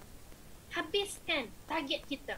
Setiap hari 500 kali zikir. Ya, satu hari tu, ya. Jadi bila dah makin biasa, kita tingkatkan 1000 kali sebagai contoh. Al-Quran pula. Baik, saya nak baca Al-Quran waktu maghrib, waktu ini. Contoh. Jadi kita buat. Ya, bila kita ada jadual yang sistematik, baru kita akan ikut. Sebab itu, bukan hidup je kena ada jadual. Ya, bukan makan, tidur je kena ada jadual. Ada orang kata, Ustazah saya kena tidur 8 jam baru saya bangun segar. 8 jam kena ada jadual tidur dia. Tapi kita kena ingat, ibadah pun sebenarnya perlukan jadual supaya kita disiplin, konsisten. Jadi wanita eksklusif dan high class, kita kena letakkan masa dalam jadual hidup kita, apa ibadah yang kita nak buat. Zikir, Al-Quran kita, dan perkara-perkara tersebut sebagai contoh. Sedekah kita sebagai contoh. Ya? Dan yang akhir, puasa. Ya, dalam surah At-Tahrim tadi menyebutkan tentang puasa. Puasa ini lebih kepada tahan diri kita. Bukan setakat puasa tahan makan dan minum, puasa sunat, tapi puasa ini juga lebih kepada wanita yang tahan diri dia. Kalau nak marah, tahan daripada berkata-kata yang sia-sia atau berkata-kata yang menyakitkan. Tahan dulu diri dia. Sebab itu banyakkan doa, Rabbana afrigh alaina sabra. Boleh cari dalam surah Al-Baqarah dan surah Al-A'raf. Saya pun tak ingat ayat berapa, ya. Rabbana afrigh alaina sabra. Amalkan tuan-puan dengan yakin. Bila kita marah, usap, dalam di dada kita, di hati kita, sabar. Ya Allah, berikan kesabaran pada kami, ya Allah. Kami tidak berdaya, kami ini lemah. Kami perlukan kesabaran, kami perlukan kekuatan. Seluruhnya pergantungan padamu ya Allah. Minta balik pada Allah. Dan yang akhir tuan-puan, baik ini antara kan 7 golongan yang mendapat naungan di hari akhirat. Orang yang ketujuh itu adalah orang yang warajulun zakarallahu khalian fafadat ainah. Orang yang mengingati Allah dalam keadaan sendirian sehingga kedua air matanya menitiskan air mata. Inilah yang kita nak lembutkan hati kita. Moga-moga setiap kali kita berdoa, doanya tadi tulus, doanya ikhlas. Macam mana nak tahu doa tadi ikhlas? Kita faham doa yang kita baca. Macam mana nak tahu doa tadi ikhlas? Kita rasa hubungan tadi. Macam mana kita rasa doa tadi ikhlas? Doa yang kita minta tadi bersungguh-sungguhnya kita minta. Doa yang kita minta tadi sehingga mengalirkan air mata. Bagaimana kita nak bersungguh-sungguhnya minta pada Allah. Dan insya-Allah ini yang akhir bagi saya. Ikrarlah untuk diri kita tuan-puan. Dengan izin Allah, saya sebutkan nama tuan-puan. Siapa? Kalau saya Nur Hidayah Muhammad Kamil akan berusaha sepenuh daya menjadi wanita solehah yang taat Allah, yang taat Nabi, yang taat ibu ayah, yang taat suami selagi perintahnya tidak melanggar hukum Allah. Bantu kami ya Allah. Kami ingin bersama-sama ke dalam syurga-Mu ya Allah. Bantu kami ya Allah. Kami insan yang lemah. Bantu kami ya Allah. Kami mengharapkan pergantungan dan pertolongan-Mu ya Allah. Tanpa pandangan, tanpa redha, tanpa rahmat-Mu ya Allah. Kami manusia yang hina, kami manusia yang tidak berdaya, kami manusia yang tidak ada apa-apa. Ya Allah, pandanglah kami ya Allah dengan pandangan rahmat-Mu ya Allah. Kami ini hanya hidup kerana-Mu, hanya mati kerana-Mu. Kami akan kembali kepada-Mu ya Allah. Terimalah amal kebaikan kami ya Allah. Berikan kekuatan setiap langkah kami ya Allah untuk mengerjakan amal ketaatan kepada-Mu ya Allah. Minta doa tuan-puan. Kalau kata tak mampu untuk bahasa Arab tuan-puan, tak hafal ataupun ada bahasa Arab tapi tak faham, maka doa sajalah dalam bahasa Melayu. Doa yang kita faham itu adalah lebih baik tuan-puan. Kalau nak doa dengan bahasa Arab ataupun doa daripada Al-Quran ataupun hadis Nabi, doa-doa yang Nabi ajar boleh, tapi kena faham maksud. Jadi bila kita faham maksud, kita akan baca, kita akan doa dalam keadaan kita menghayati dengan jiwa lagi dalam maksud yang kita sampaikan insya-Allah. Jadi saya rasa setakat itu saja tuan-puan, maaf salah silap sepanjang perkongsian. Kalau saya ada kekurangan, kesilapan, kita ambil ini bersama-sama. Saya berkongsi bukan bermakna saya ini lebih tahu, tidak, itu tidak sama sekali. Perkongsian ini adalah untuk sama-sama kita mengingatkan. Saya yang berkata-kata, saya yang perlu mengingatkan telinga saya dulu sebelum saya bersama-sama berkongsi dengan tuan-puan yang mendengar saat ini. Jadi insya-Allah moga-moga tuan-puan kita dah ada ilmu, maka tugas kita, amanah kita adalah dengan beramal dengan ilmu ini. Itu sahaja. Beramal dengan kita praktikkan ilmu ini, dengan kita sebarkan ilmu ini. Itu amanah yang kita perlu lakukan ketika ini. Sebab kita dah ada ilmu, apa yang perlu kita buat? Kita amal dan kita sebarkan insya-Allah. Jadi saya rasa setakat itu saja. Maaf salah silap daripada saya insya-Allah. Moga-moga Allah rezekikan kita jumpa di lain hari, di lain tempat. Kalau tidak, moga-moga Allah rezekikan kita nanti jumpa dalam himpunan rahmat, dalam himpunan redha-Nya, di dalam syurga-Nya. Amin ya rabbal alamin. Saya serahkan semula kepada tuan moderator kita, Tuan Hafiz Zakaria. Silakan.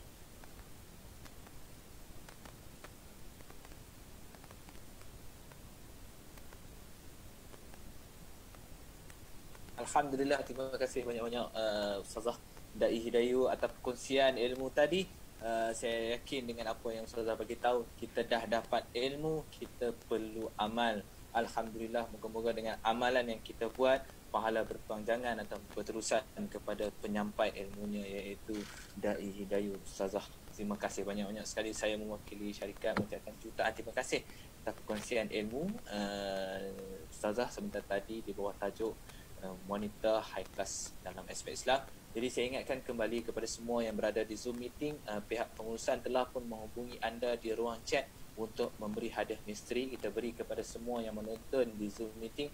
Dan Ustazah, sebelum itu ada satu soalan, Ustazah, boleh tak saya nak minta Ustazah untuk, ada satu soalan di Facebook page, mereka bertanyakan tentang soalan, adakah berdosa bagi si isteri yang tidak meminta nafkah keperluan daripada suami? Adakah Ustazah jelaskan sedikit ringkas padat? Silakan Ustazah.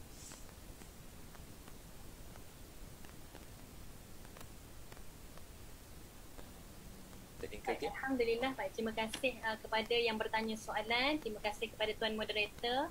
Ya, apakah hukum, saya ulang semula betul atau tidak soalannya, apakah hukum sekiranya isteri tidak tidak meminta nafkah kepada suami? Begitu ke soalannya? Yes, ya begitu Ustazah. Baik.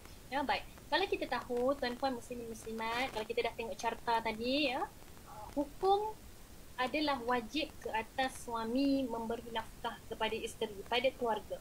Hukum wajib kepada suami memberi nafkah. Ya, tapi tadi soalannya pula lebih kepada bagaimana kalau isteri tidak meminta nafkah. Maksudnya suami tak bagi nafkah lagi lah tu. Ya, baik. Kita kena tahu hukum wajib itu adalah suami yang perlu bagi pada isteri. Itu satu. Ya, kita kena jelas itu. Ya, kerana kita tahu tadi dalam dalil-dalil ar-rijalu qawwamuna 'ala nisa, ya, lelaki itulah yang memimpin kita, yang mengeluarkan hartanya ya untuk memberi nafkah.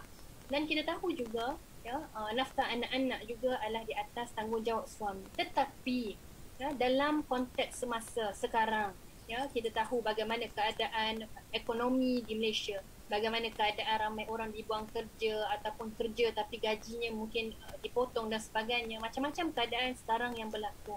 Ya, jadi sebagai isteri yang high class, isteri yang redha, isteri yang banyakkan dengan syukur, maka kita saling membantu. Ya, saling membantu dengan erti kata, kita bincanglah musyawarah tadi kan kita sebut, ya, suami isteri musyawarah. Ya, komunikasi ini sangat penting. Sebab apa saya sebutkan komunikasi? Ya? Kes-kes perceraian yang berlaku di Malaysia, saya berprogram bersama dengan Majlis Agama ataupun di JAKIM, ya, bersama dengan pegawai-pegawai yang terlibat ya, dengan kes urusan kekeluargaan, yang menyebutkan ramainya di kalangan suami isteri di Malaysia ini berlaku perceraian antara faktor pertama adalah kerana komunikasi. Lepas komunikasi barulah kerana kewangan, barulah kerana sebab-sebab lain. Komunikasi itu yang pertama tu. Ya, ini adalah daripada kajian, daripada dapatan yang diperolehi daripada apa yang berlaku di Malaysia.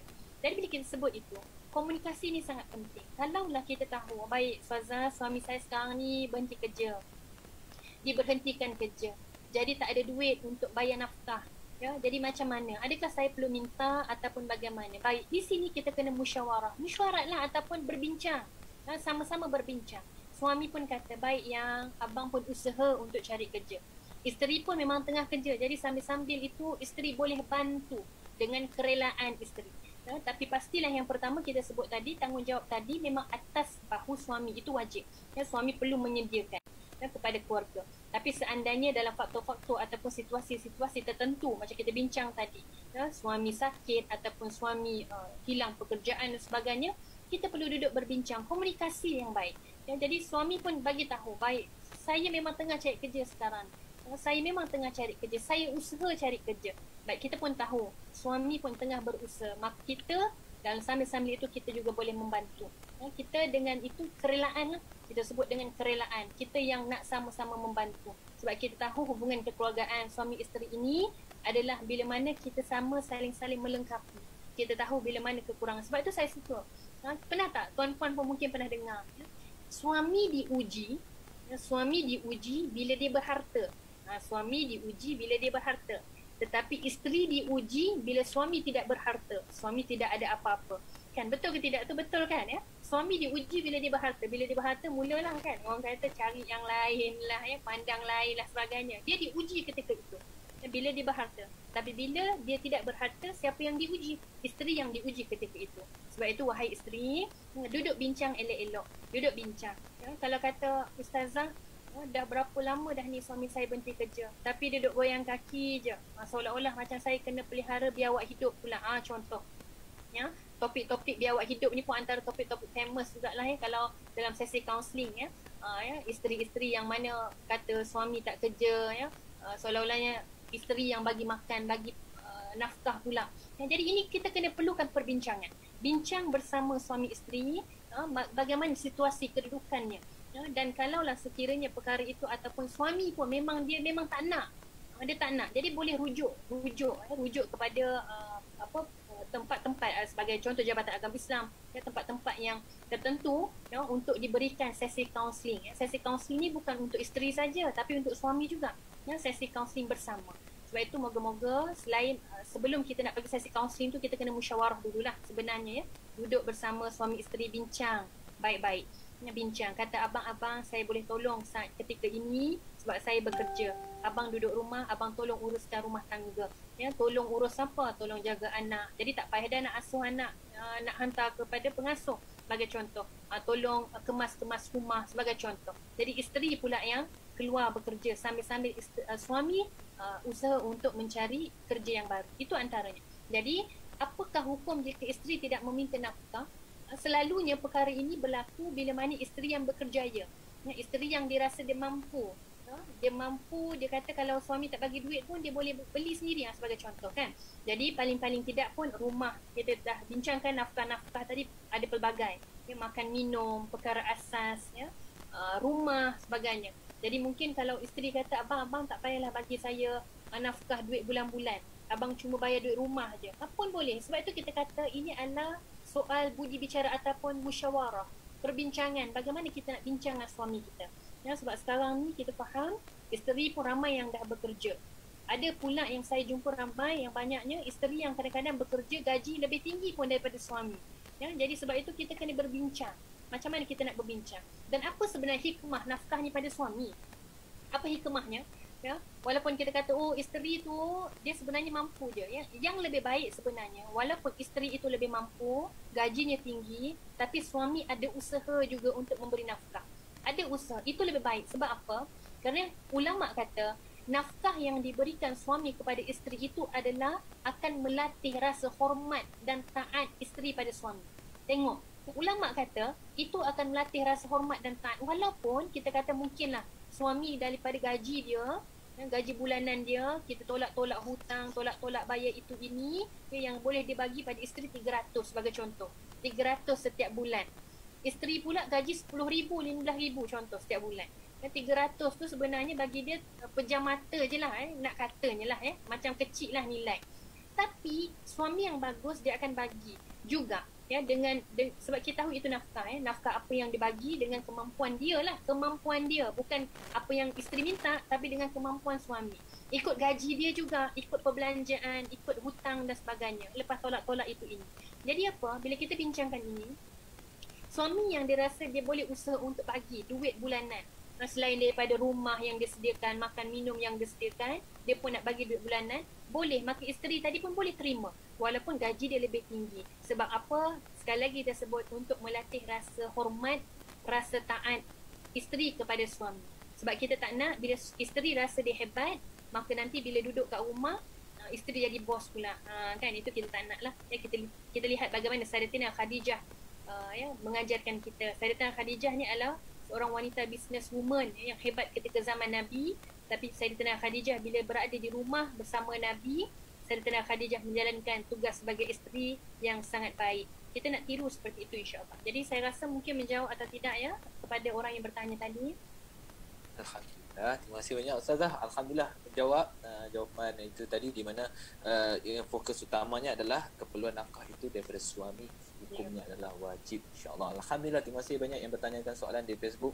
Puan Nurdiana dengan jawapan diberikan Ustazah sebentar tadi, moga-moga ia menjawab persoalan yang berada dalam setiap individu yang ketika ini yang masih lagi kekal menonton kuliah awal di Facebook page Wakaf Quran.my, di medium platform Facebook dan juga di Zoom meeting. Alhamdulillah kita berada di penghujung rancangan. Moga-moga apa yang dikongsikan Ustazah sebentar tadi dalam tempoh 1 jam ini memberikan kita ilmu yang baru, satu azam yang baru untuk kita ubah diri kita menjadi wanita high class dan sudut Islam. Malah bukan setakat wanita sahaja yang boleh mengambil iktibar dan juga perubahan, sebagai seorang lelaki juga kita patut mengambil iktibar dan berubah mengikut apa yang ditetapkan oleh Islam. InsyaAllah saya mewakili pihak syarikat Panahuddin Islamhat dan juga platform Wakaf Quran.my mengucapkan jutaan terima kasih atas kesudian Ustazah Dai Hidayu untuk berkongsikan dengan kita ilmu di petang hari Khamis ini sehingga lebih kurang 1 jam lebih. Syukur Allah berikan keizinan nyawa kita, masa kita bertemu di dalam sesi kuliah awal selama 1 jam. Syukur nikmat Allah. Terima kasih banyak-banyak kepada semua penonton. Terima kasih banyak-banyak di penonton Facebook page dan juga di platform Zoom meeting kerana terus kekal memberi sokongan kepada kuliah awal ini. InsyaAllah sehingga kita berjumpa lagi dalam siri rancangan kuliah awal seterusnya.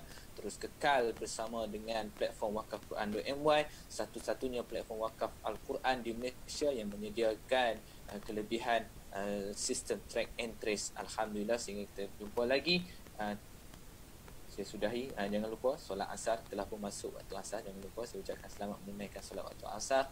Dan sehingga kita berjumpa lagi semua dalam siri rancangan Kuliah Awal. Saya Hafiz Zakaria daripada platform Wakaf Quran.my dan Manahul Islam Berhad. Mengucapkan jutaan terima kasih sehingga kita berjumpa lagi.